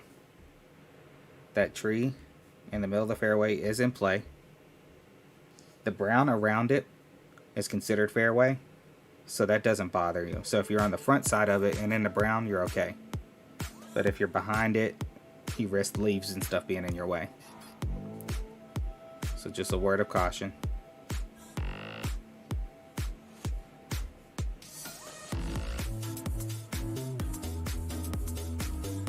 And I've almost always ended up in that brown area. So it's like the trees at just the right, perfect distance. This time we had a little bit of tailwind, we got nice and clear.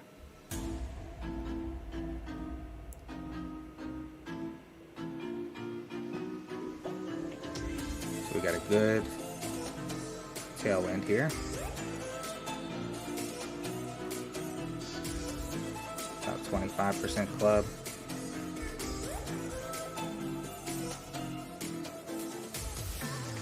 Got 8.2.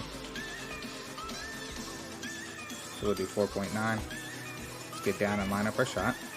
That's a tailwind. So I'm going to use about 2.5 rings. There is a slope to the green. It's going to go to the left and back.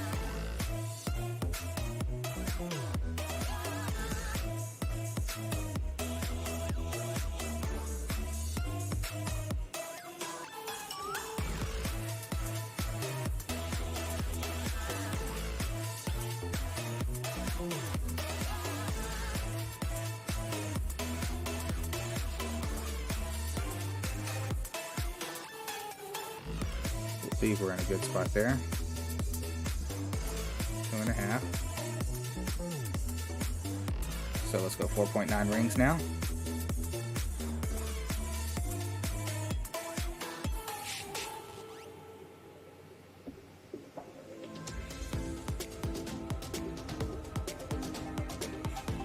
There's 4.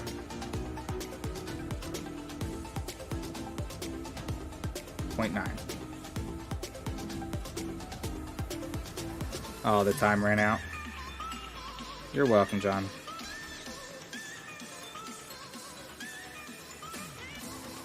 Too bad your time ran out.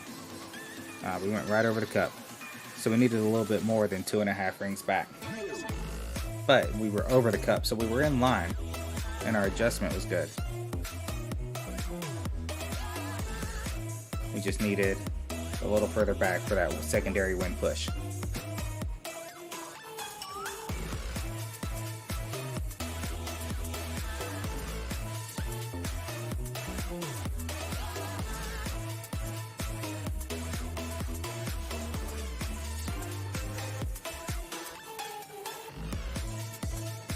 So we're max Bigfoot. Big tail.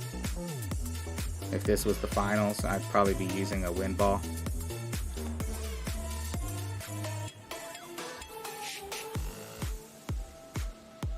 But it's just a qualifier, so I'm not worried.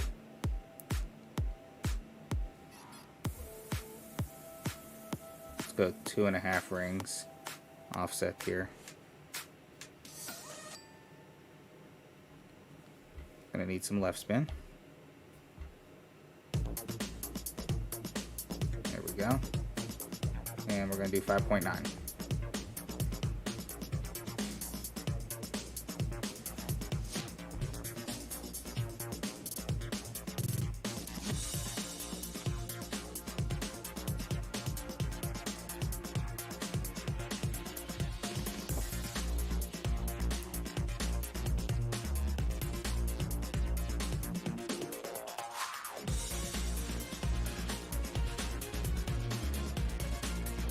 So 2.5 rings was just a little much. We were left side of it. We got a little bit of a kick because we didn't land on the green as we were planning.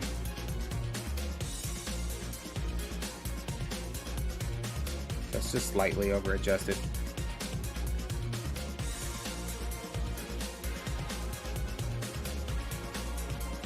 And we're up to the last hole. Let's see where our cutoff is.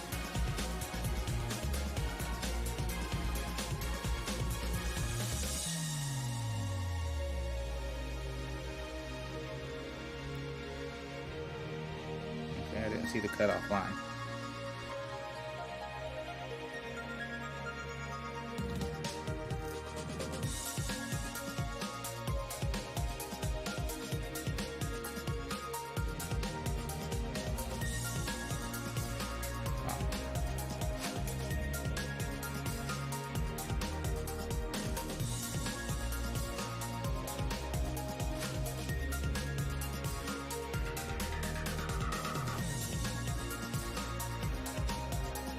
think maybe this is the finals, and I'm just wrong.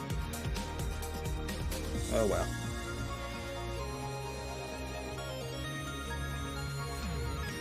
Can't win them all.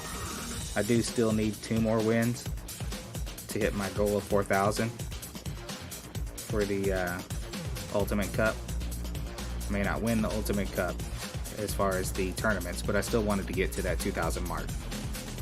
I should get 1 win in the Sinful 6, and then maybe another win tomorrow in the Sinful 6, and it'll get it for me. Okay, so there's min, there's max, so we're about mid.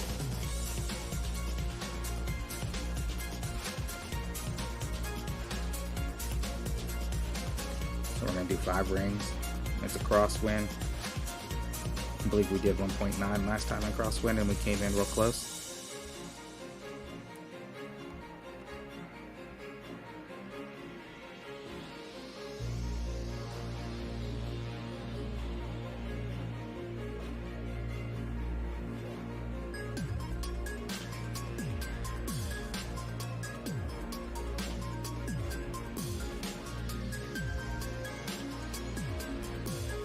Okay, there we go.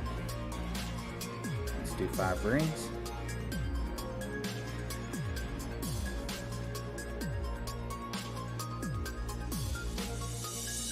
There's 4,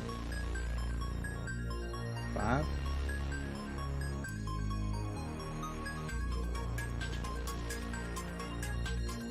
And we'll see how close we come in. So, a little under adjusted. If I was playing that at max, it would have been 5.3. But we were pin high. So in a crosswind, 1.9 rings on Bigfoot 7 is the right distance. I would say maybe even go 1.8 to give yourself a little room. So we're in 4th. We had the 1 mistake, the 1 extra. I'm not going to worry about doing any replays. Thought this was a qualifier.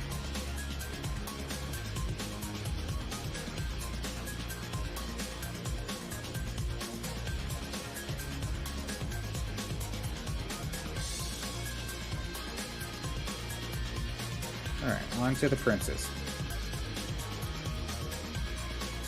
So this is a single round scorecard.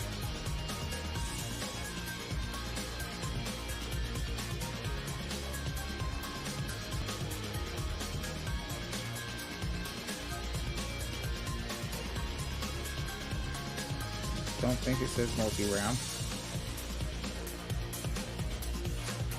Oh, those are some good rewards. So we're going to go for this one. We're going to give it our best effort.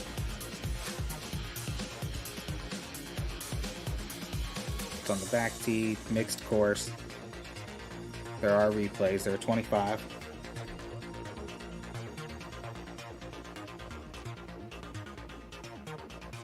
So the best of the free balls they give you is your trophy balls. It really depends on the situation. So I'll show you some balls here. I did the season pass. So I got some season pass balls over here. And a lot of those are pretty good. They're special balls that are awarded to you for doing so well on certain levels. These are balls that I've won through tournaments. A couple of these I've won through tournaments as well. But the veteran ball and the rookie ball are both really good balls. Good wind reduction. If you've got a tailwind on a long hole, the Mojave is a really good ball because it's got 7% power and not too much wind reduction. Then you have your Pro D1. It's a little bit more wind reduction, 7% power, sort of like a Kingmaker. And I think there's a higher Pro D1 as well. Oh, I got the wrong ball in here.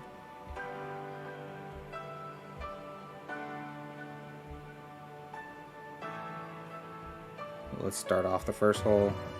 with the high flight. Since we can do replays, I just want to see how far down we can get with the lower power ball.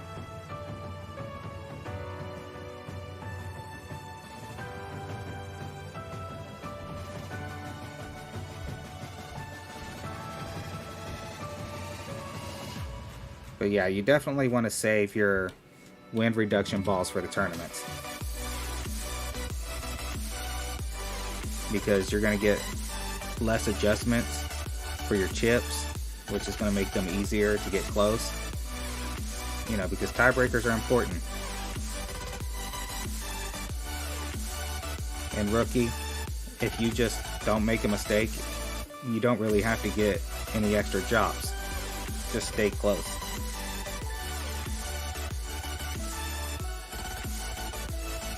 So there's Max. There's Manny.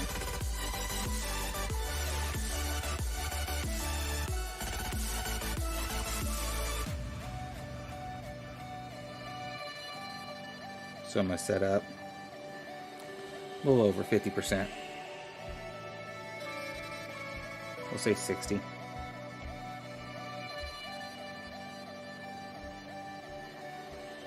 Now we've got a tailwind. So like before, we need to set up a little further out. Last time we did 2.5.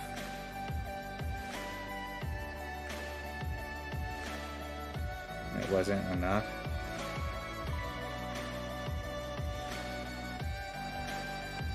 So let's back that out to 3.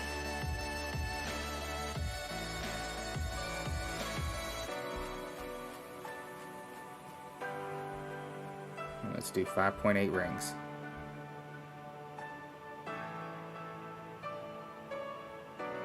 So there's 4.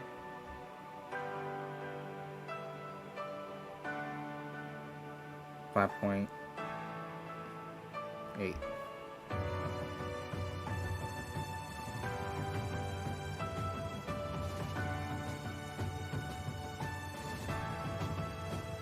So let's see how we come in. Right in line. Hit the pin. So 3 rings and a tailwind is still not enough.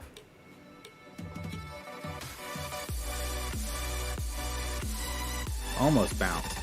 I mean, that hit right at the cup at the pin at the drop.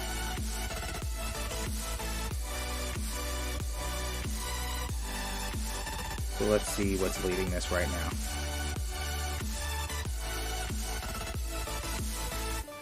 To see how well we have to play it. So we've got a minus 24.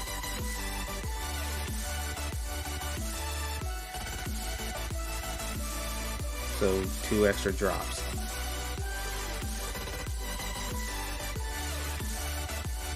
It looks like he had to chip in the par 5s on the back 9. And he chipped in a par 4, so he had 3 chips and a hole in 1. So it's going to be a tough one to win. But we'll see if we can get in the top 5 at least. So par 5.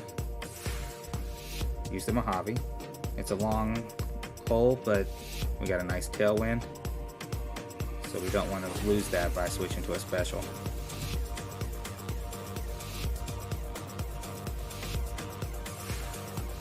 They do make a free ball that is a higher power than the Mojave with less wind resistance, but I haven't gotten any of those yet.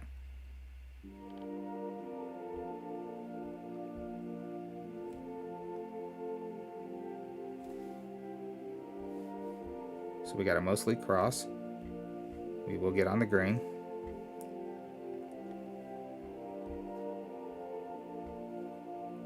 So I'm going to use about 1 back, because I'd rather be a little short than go off the back.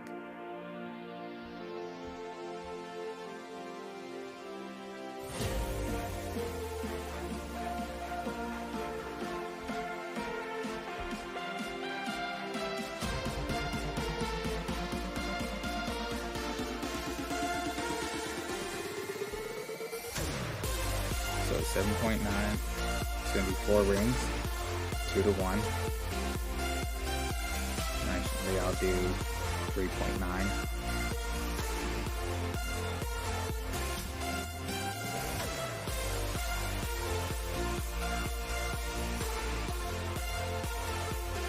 Center my ball.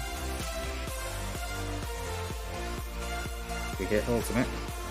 So hopefully we come in nice and close for a good tiebreaker. Under adjusted. Speed was about right, about half back, and about another half ring or so.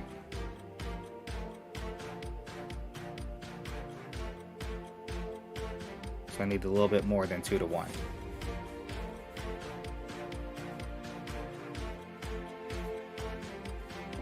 Or I could just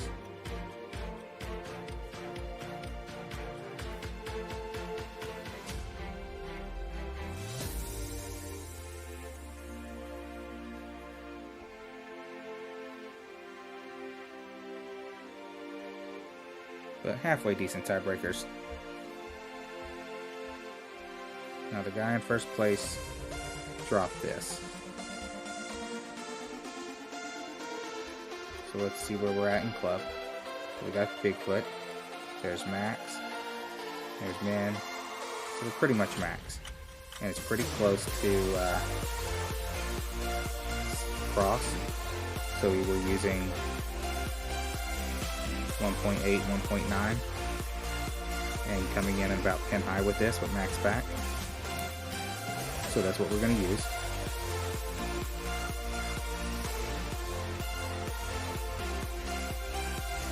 You can see it bounces off to the left a little bit. So I'm going to give it a touch of right spin to straighten that up.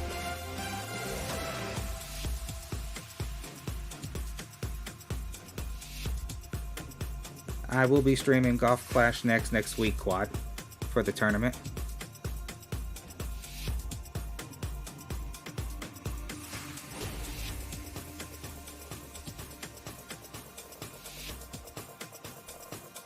So as of right now, you know, because so I don't kind of burn out too quickly on the Golf Clash with the guides, I'm trying to do like week on, week off.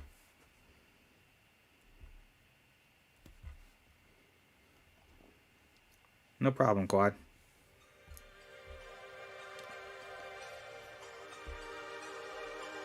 In fact, I probably tomorrow will start building my guides.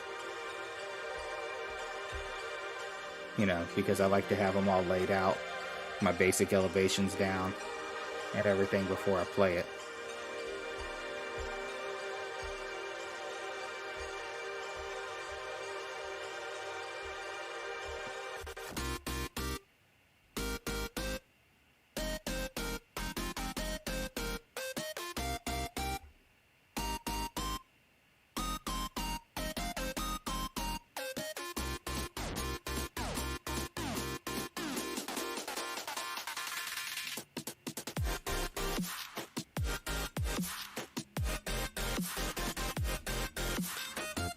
Let's see how close we come in.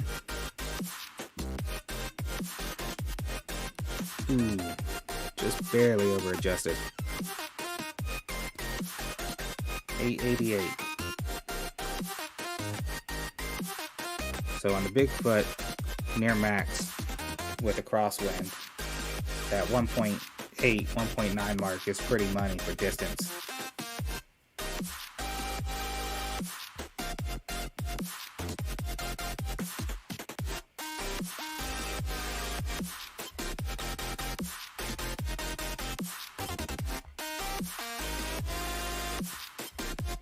And all those tiebreaker points will go to help us for the, you know, if we end up not getting any drops, at least stay above the people who didn't get any drops.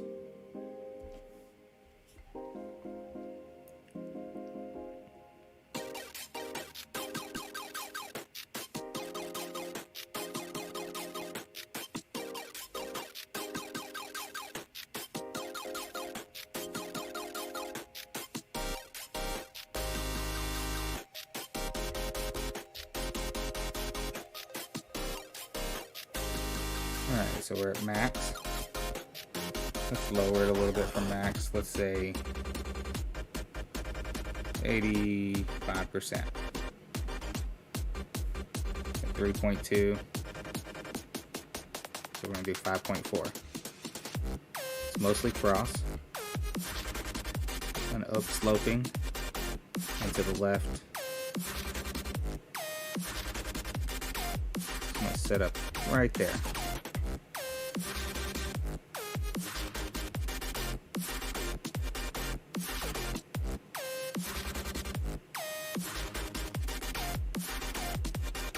So there's 4. 5.4.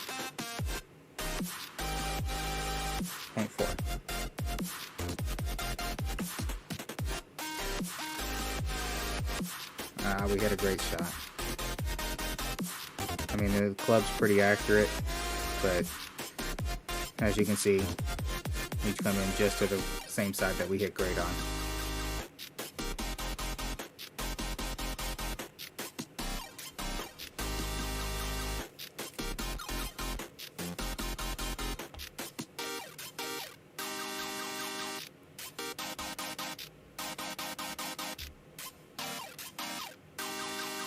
Thanks, John Bell.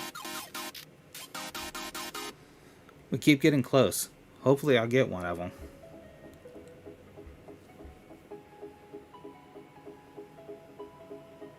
Alright, so we got a headwind. Let's switch to the Mojave.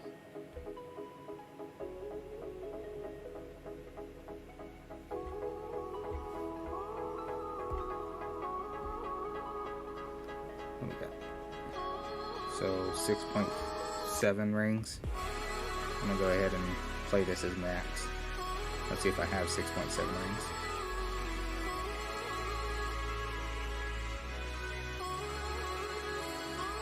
So I'd have to set up from back here.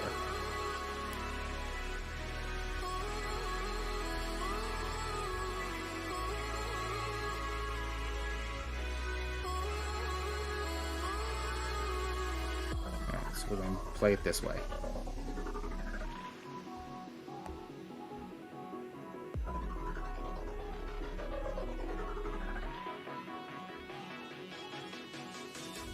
Give it a touch. Right spin.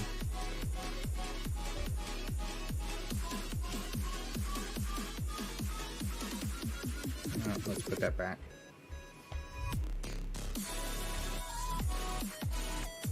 And let's go 6.4.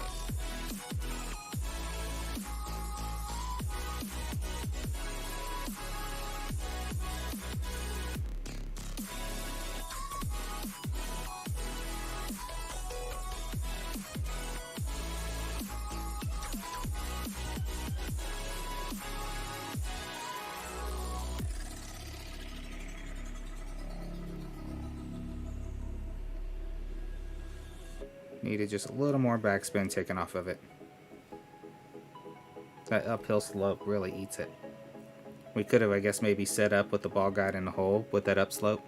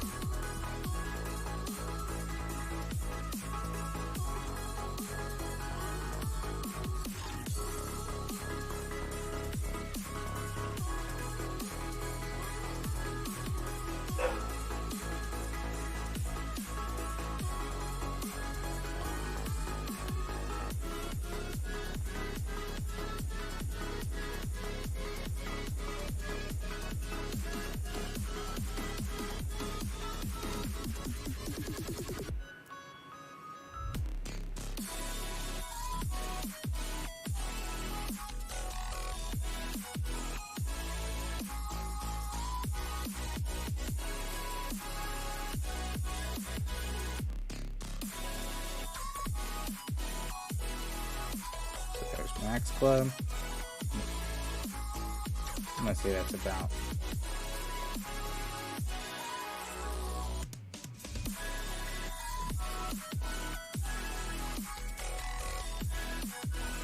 mid. Yeah, about mid.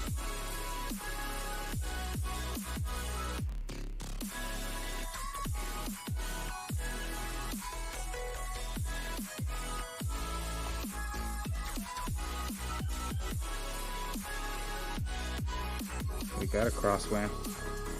Let's use 1.8 rings.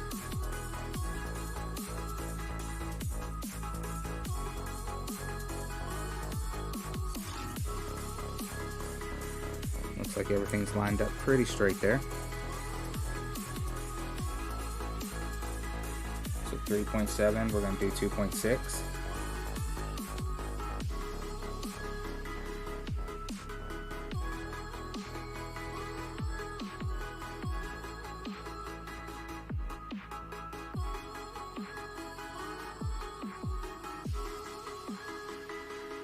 So there's 2.5, 2.6.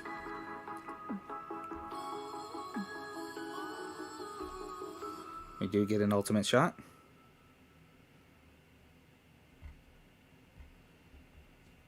Just on the edge of the cup again.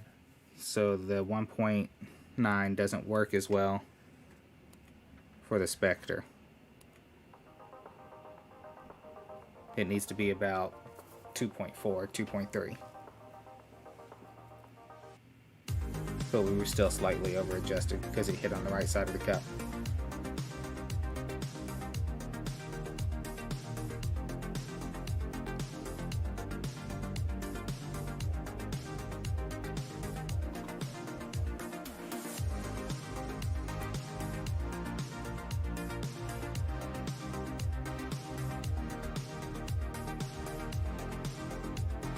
Yeah, I've been pretty rainy and cold here too, Quad. Not super cold, but it gets its moments. We've had a couple days in the 60s, and then you drop down to the 30s for a couple days, and then back up to the 60s.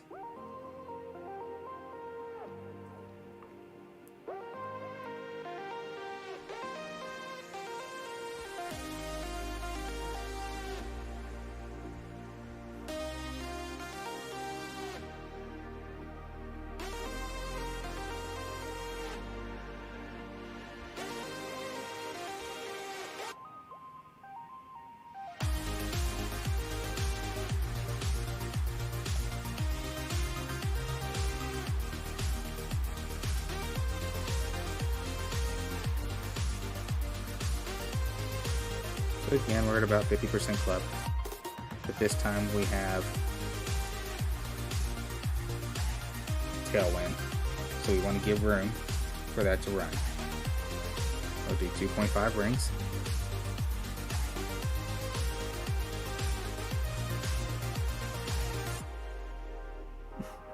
Sounds like you don't live too far from the same line of the equator as I do, Quad.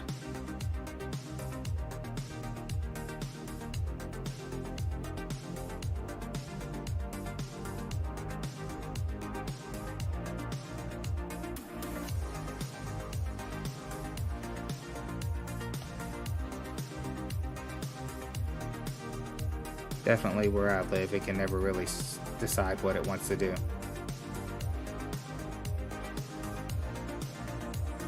And 2.5.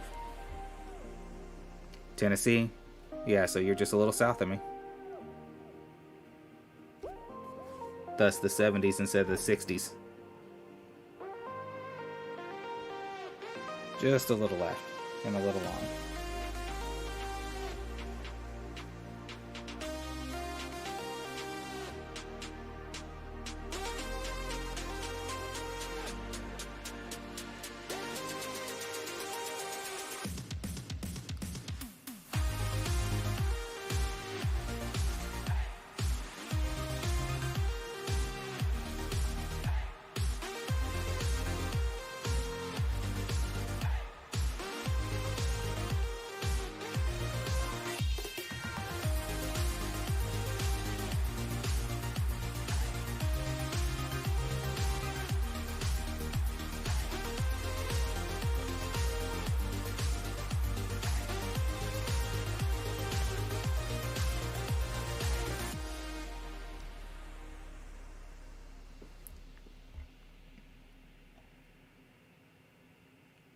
Uh-oh.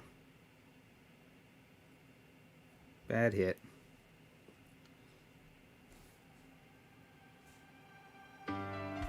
So now I gotta switch clubs. Get the rough iron with all the top spin that's longer. See if we can get down to a very short wedge.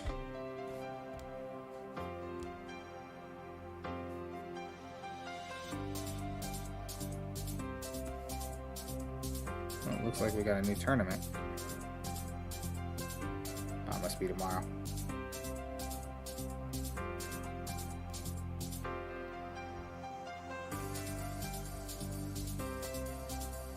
So in these situations, the gearhead is a really good club because it's longer, it has a lot of top spin.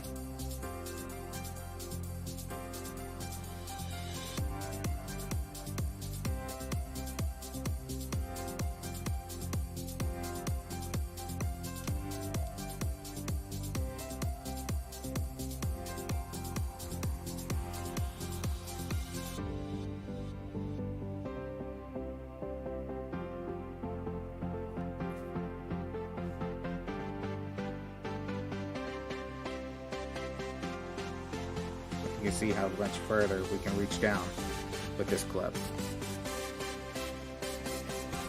Give myself a little room for grate.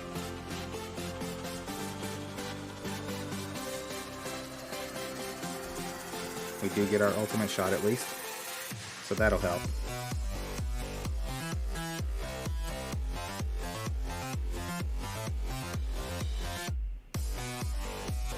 Not as close as we want to be, but anything is better. Of course, we get a nice big crosswind.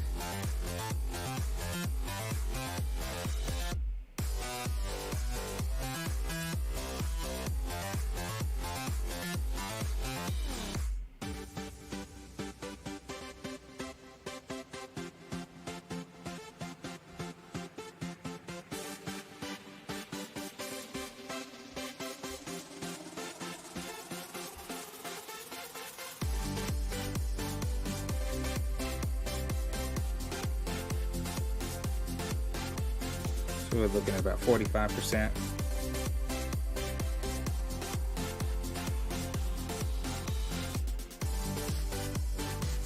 So 5.5 rings. Looks like we got a good curl. And it's an upslope.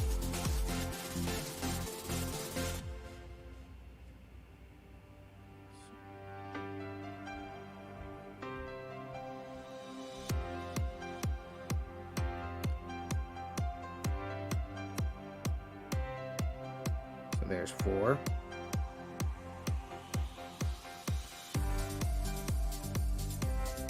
$5.5.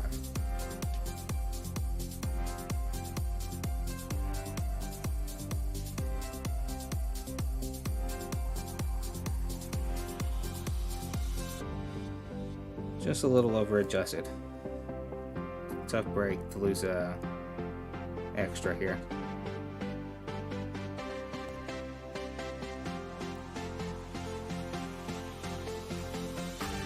But bad hits will do that to you.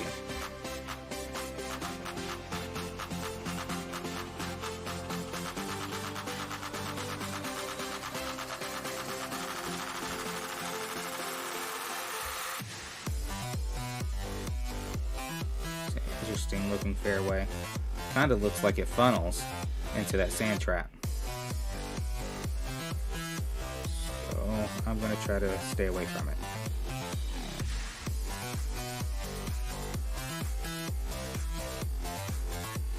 A lot of these holes I haven't seen before.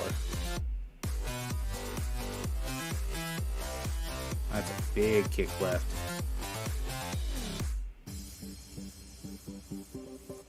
Run all the way down that rough.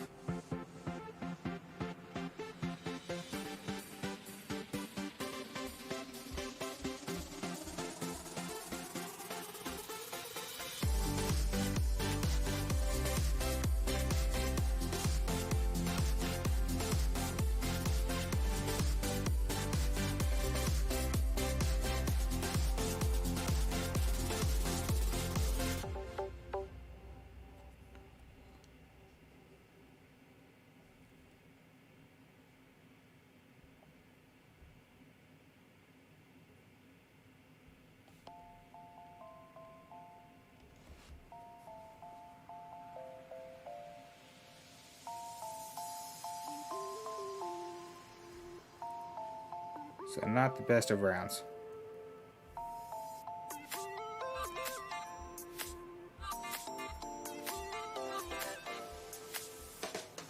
So I'm going to start just using the basic balls now. No point in wasting any more of the big balls because I can't get into the win.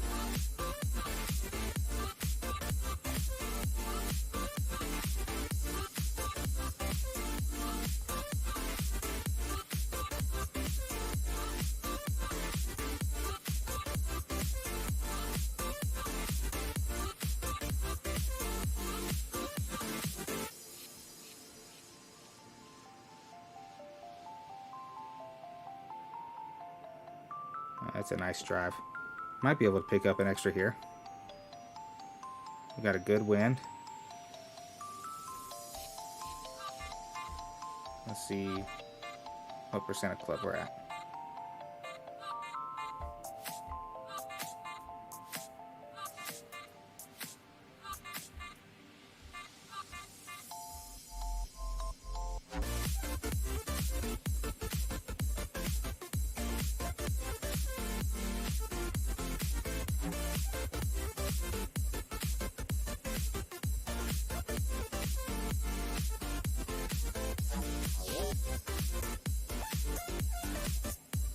So that's 55% club.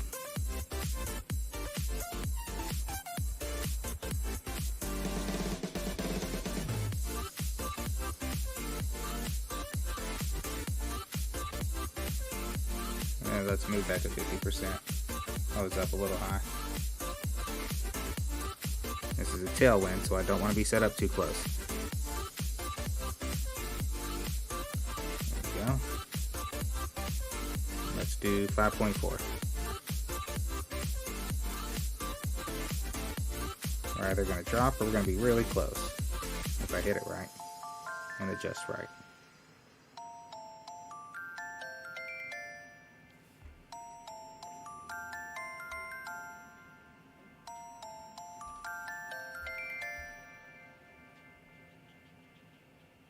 And we get it. There we go. We pick up an extra to make up for the one we missed.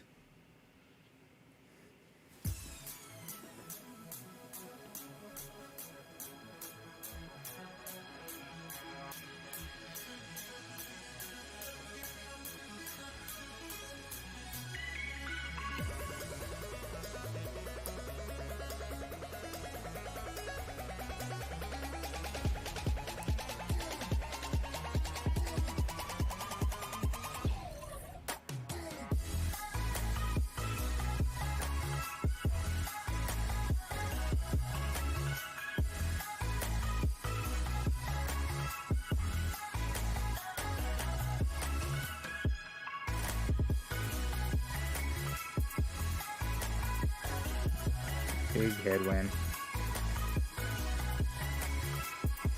Oh, this is long. This would have been a good time for a special.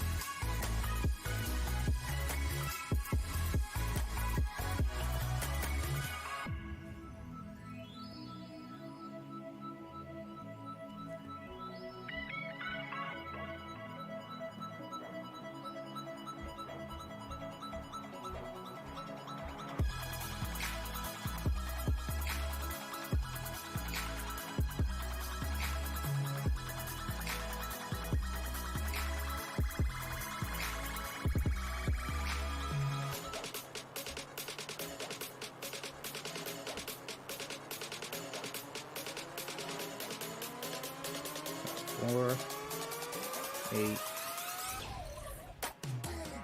12.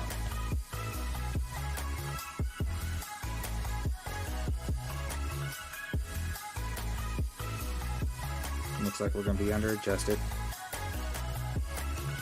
Good distance though. Not much we can do on that par 5. You know, we were just too far back with the regular ball.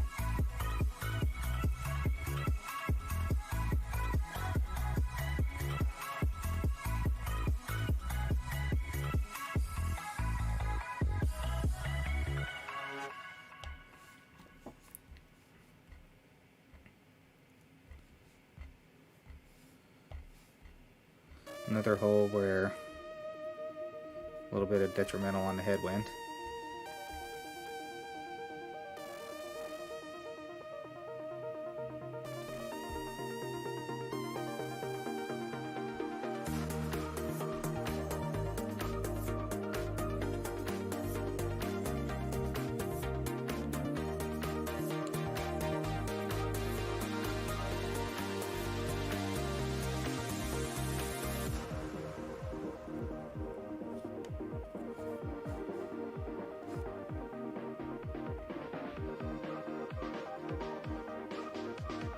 So there's max, there's min. So I'm going to go ahead and play this at min. Landing on the green in a headwind.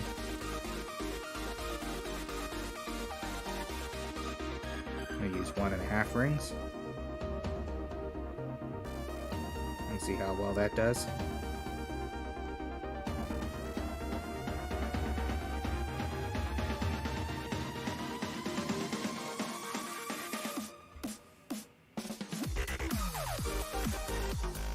Go. 9.5 at min, maybe 5.4.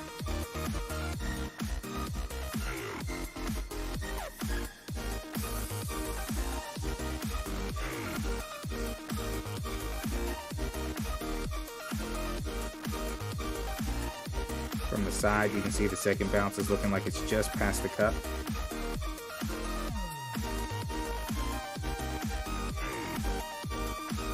There's 4, 5.4.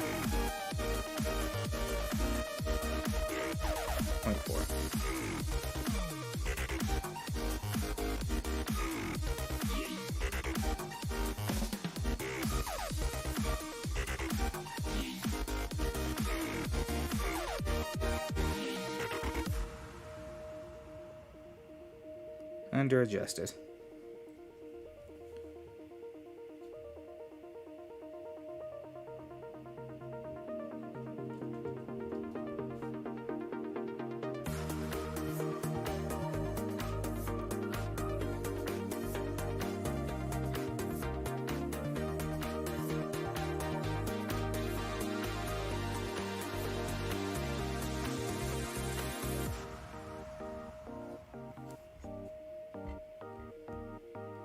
Alright, so we got max tap on there.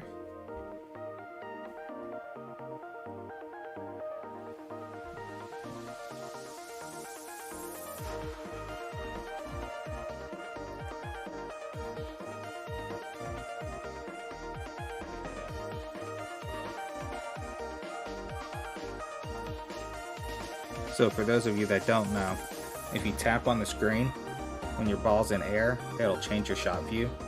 It's not always the best shot view, but you can see, you know, if you're going to land in the fairway or not. And you can kind of see which way your ball bounces for future shots. Got a headwind. Again.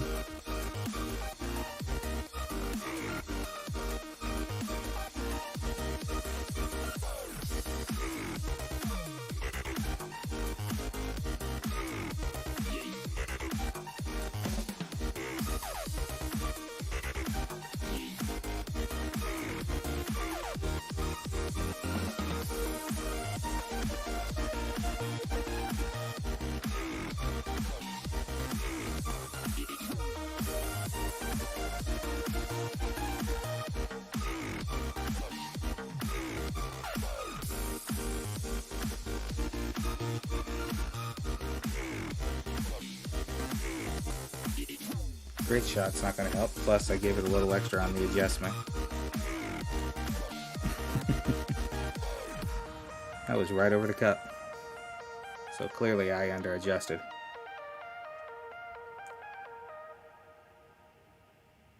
And I need to be at about 1.2.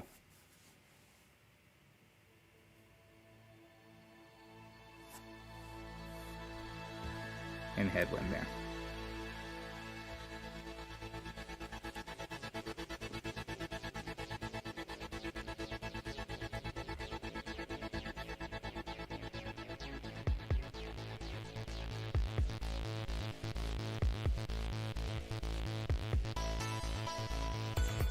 So I'm going to switch down to a high flight. I'm going to switch down even lower. I'm trying to get to where I can use the Bigfoot. Alright, so there we are. Bigfoot at min.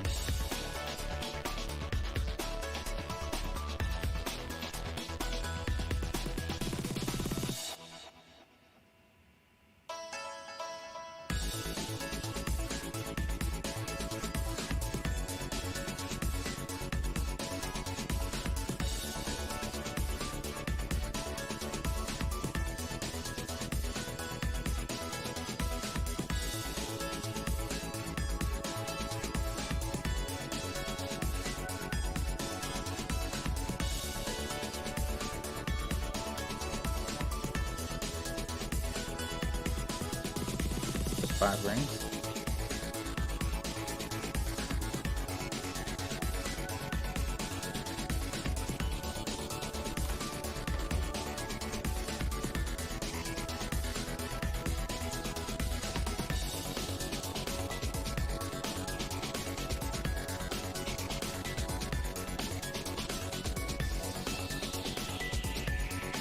So there's 4. And 5.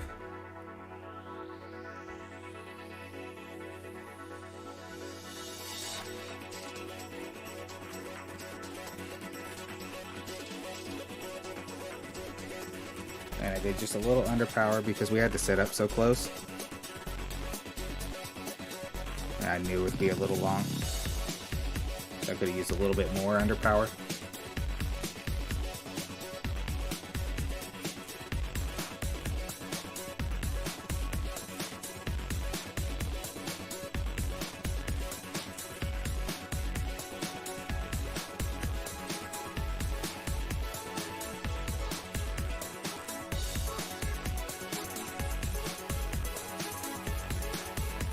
So we have headwind and another super long par 5. So even though I don't really want to, I'm going to use a special.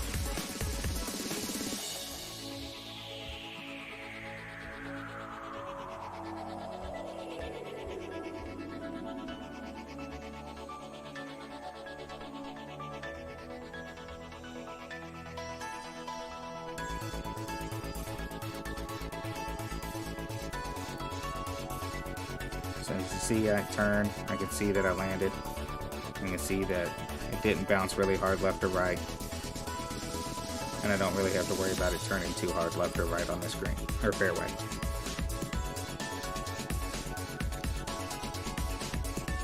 So I'm going to switch to the El Capitan. It's got more top spin to get us a little closer.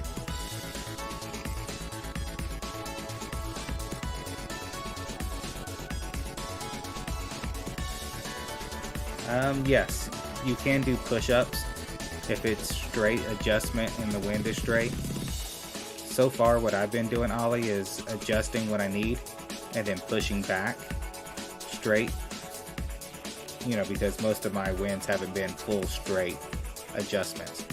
So if it was a slight angle and I only did 3, I'm still going to end up to the left. But if I did 5 and turned and pushed back to the pin 2 rings straight, that's the better way to do that. So yes, I could have pushed back.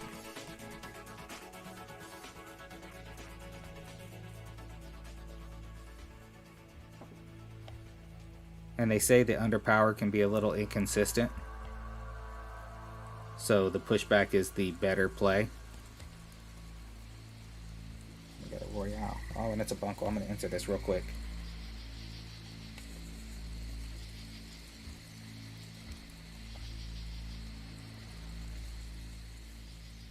Sorry, we're detouring. I saw a bunker Royale. Get a couple balls real quick.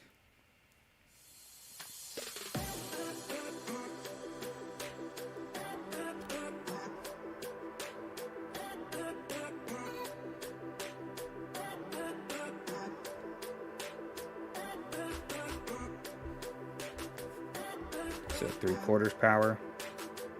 A little too much. So it needs about a half power.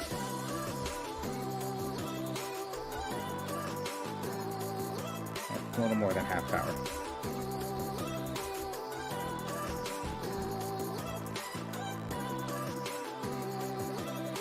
There we go. Now that we got our power, we can work on our landing spot.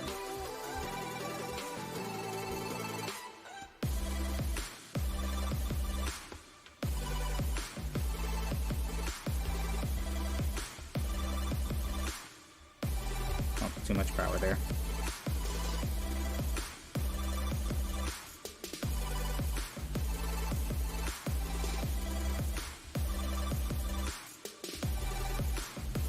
Too little power.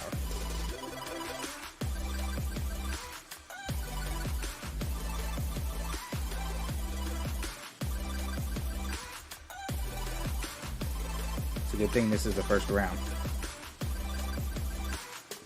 Gives me more time to figure this out.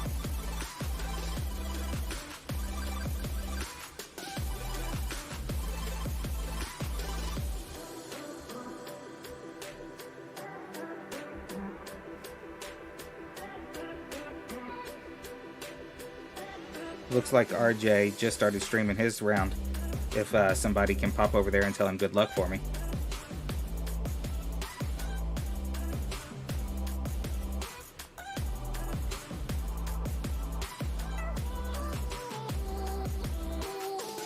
There we go.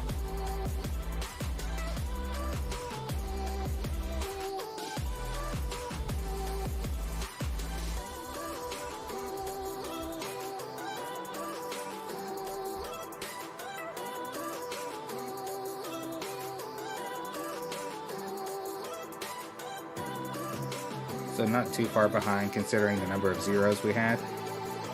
So if we can improve in the next round, you know, we took 12 shots, had 3 zeros, so we took 15 shots total. Hey Julie, thanks for the good luck. How have you been doing today?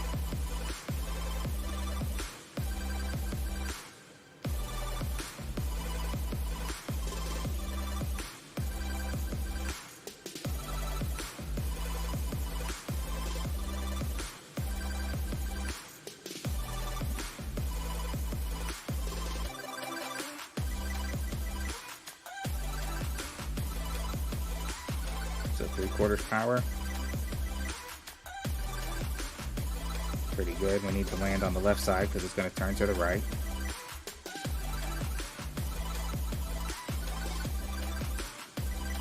A little more power with the right speed.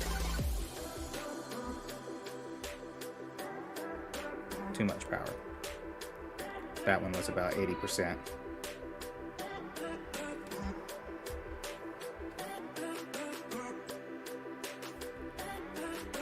We need to start making some points.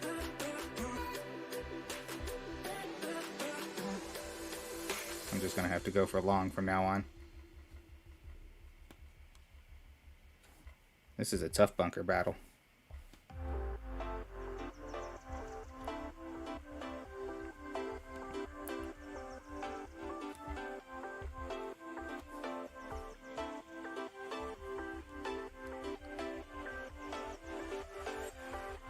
Oh, don't ask.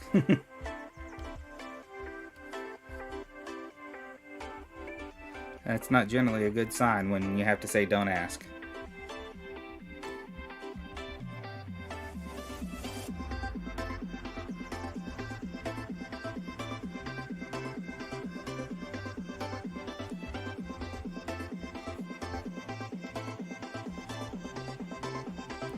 So now we're back above the cut mark again.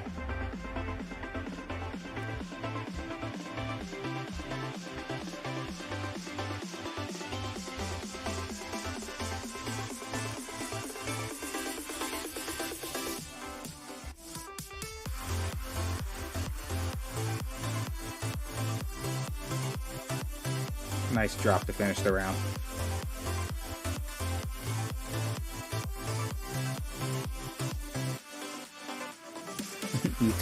You went and told RJ good luck for me? Thanks. I was like, told him for me, $5.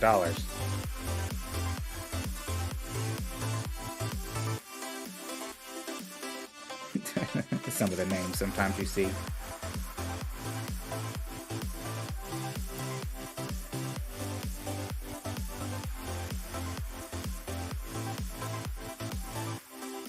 I'll probably pop over and say hi and good luck once I finish the tournament after this.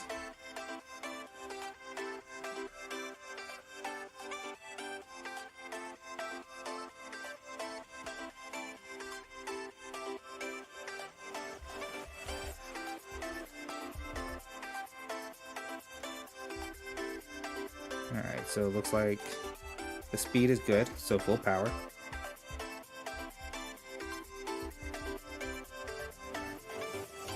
I just need to get my speed a little better. You too, Quad. Take care.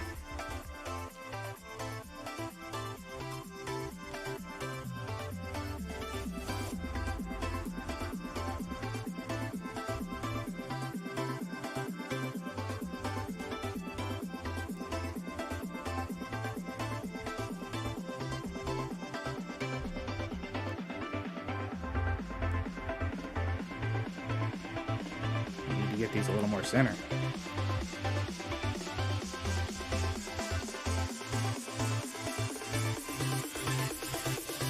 Finally got it center and had too much power.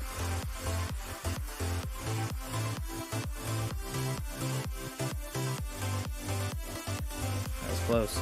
Can't have a 0 in this one. That person almost dunked the ball.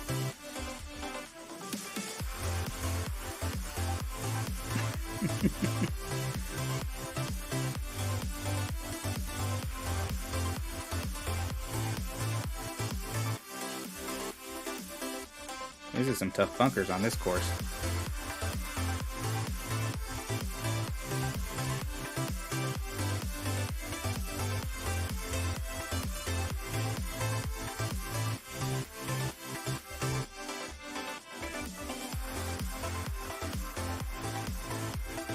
Alright, we got enough time for one more shot. See if we can make it count. Oh, we underpowered it. See if that cost us our win or not. Nope, we still got our win. We had enough room for an extra miss there, so.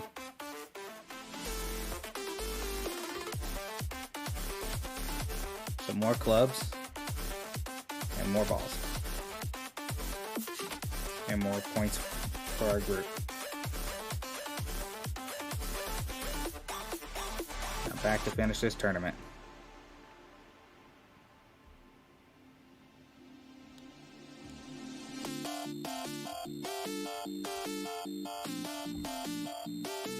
Okay, I did put the El Capitan in, because if you remember, we were short and we needed the top spin.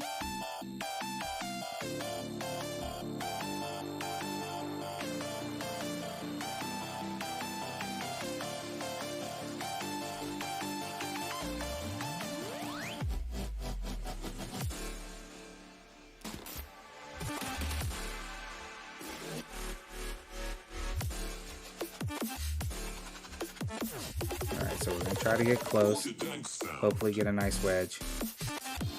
I'll go 1.7 rings and max overpower.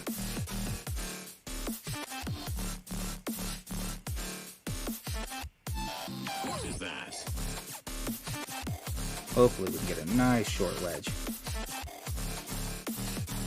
That's a little uphill, so it's slowing us down.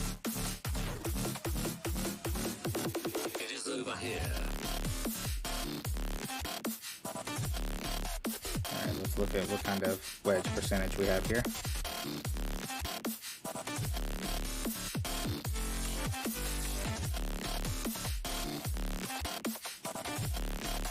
So there's max. Too bad the Jared rule doesn't work here. Or at least he hasn't come up with one yet. Alright, so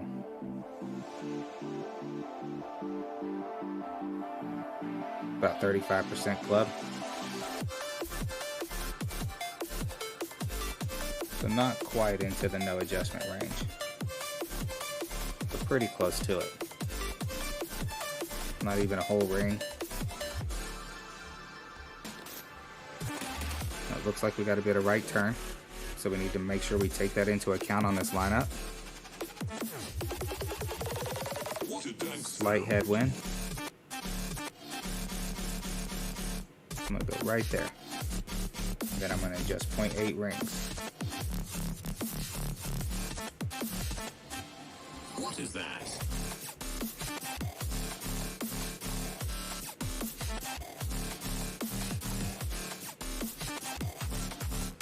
Then hopefully we can get this. It is over here. Oh, I hit a great shot. Right over the cup. Ultimate shot drops that. Might have been a little hot, but it still would have dropped it.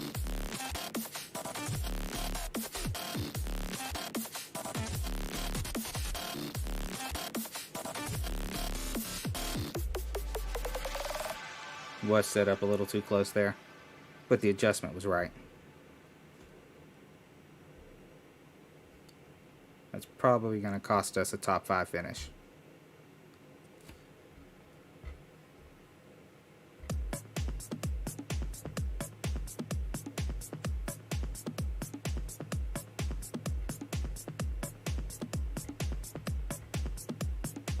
Now we need to switch clubs, put the root back in, so that way we can have a max root.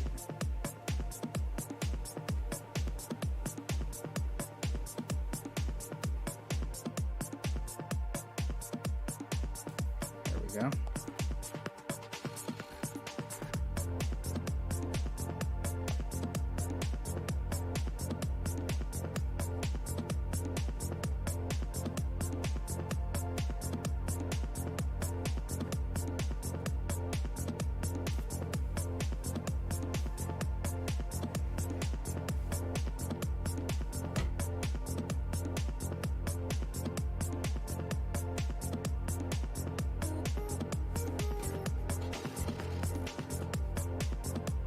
Alright, so we're set up at max root here. It's a tailwind.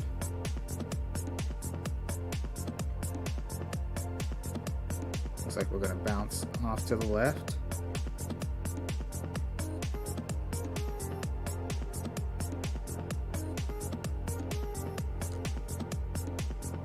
About 2.5 ring difference.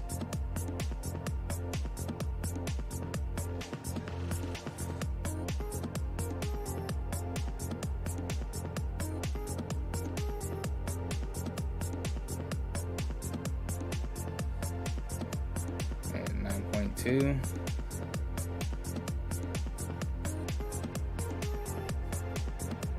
Gonna go with 6.5.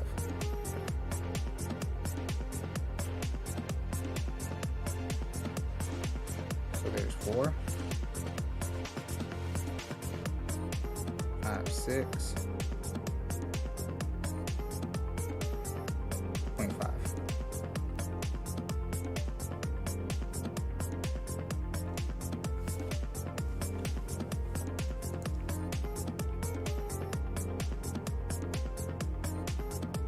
Not a bad line. Just died on us a little bit. So 2.3 rings for max.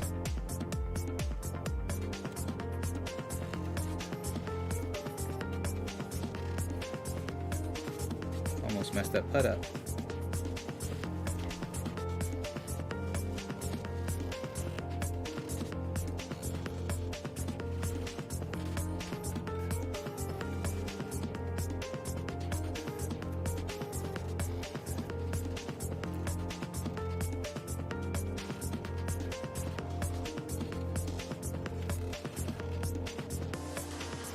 using par 4 here.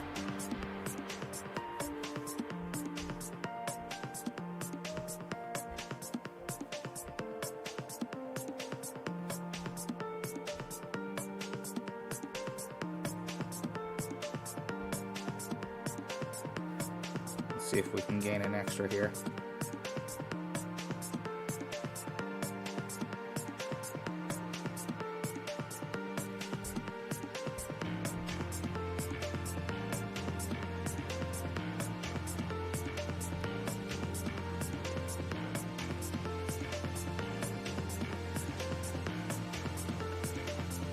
Okay, we got over the bunker, which was the big deal.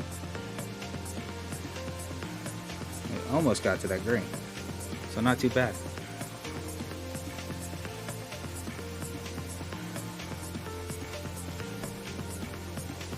It's kind of weird that the green is in the middle of the fairway.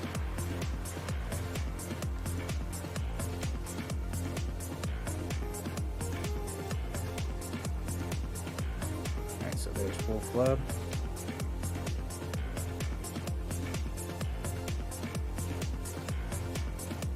We're at about 30% in crosswind. Let's see if we can make up for our short wedge we missed earlier.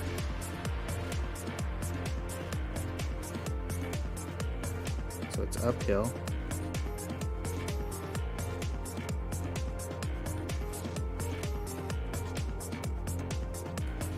Let's take some of this backspin off then, since I can't get the guide to fall right.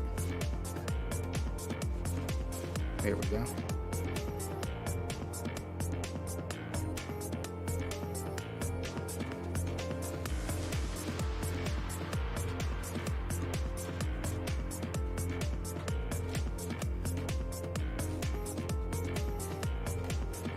.2. You're in second place now, John Bell. Good job.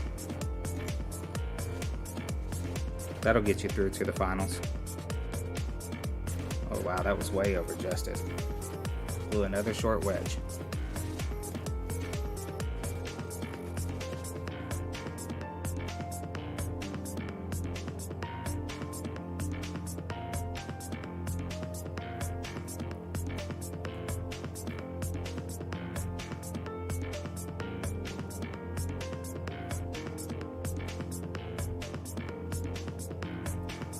Now that one that you're in second place, John, that is the sinful 6, correct?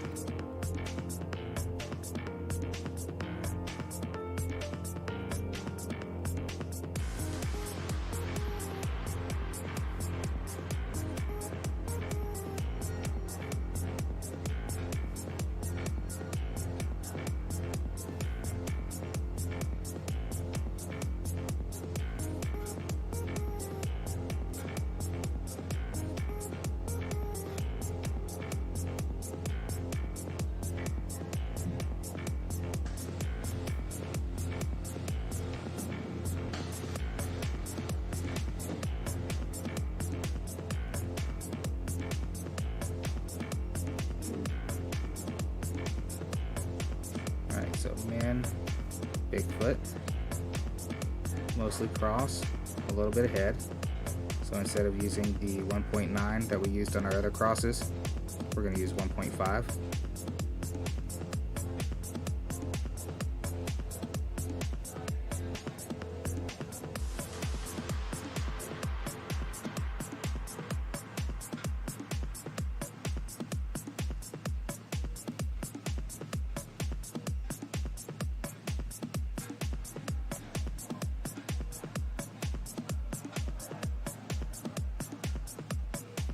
We're going to do 5.5.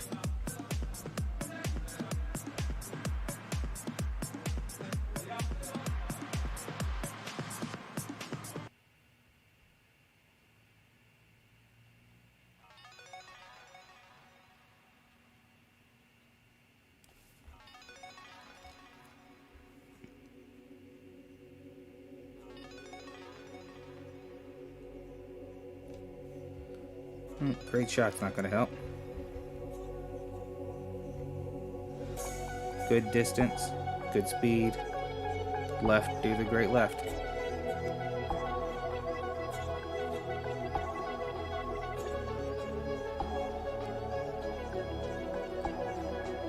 Alright everyone, that's 18. That's the Princes and the Golf Madness. Didn't really put up the best score.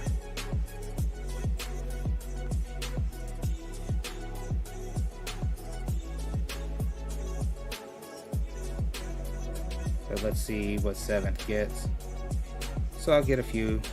I used maybe 3 of the veteran balls, so I'll get some of those back.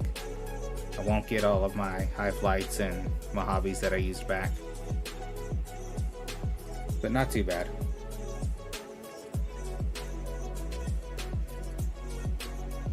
Now I'll probably stream the final round of the Sinful Six tomorrow morning. So if you want to pop by, hang out, get a look at the course. If not, I'll see you next time. Good night and good luck.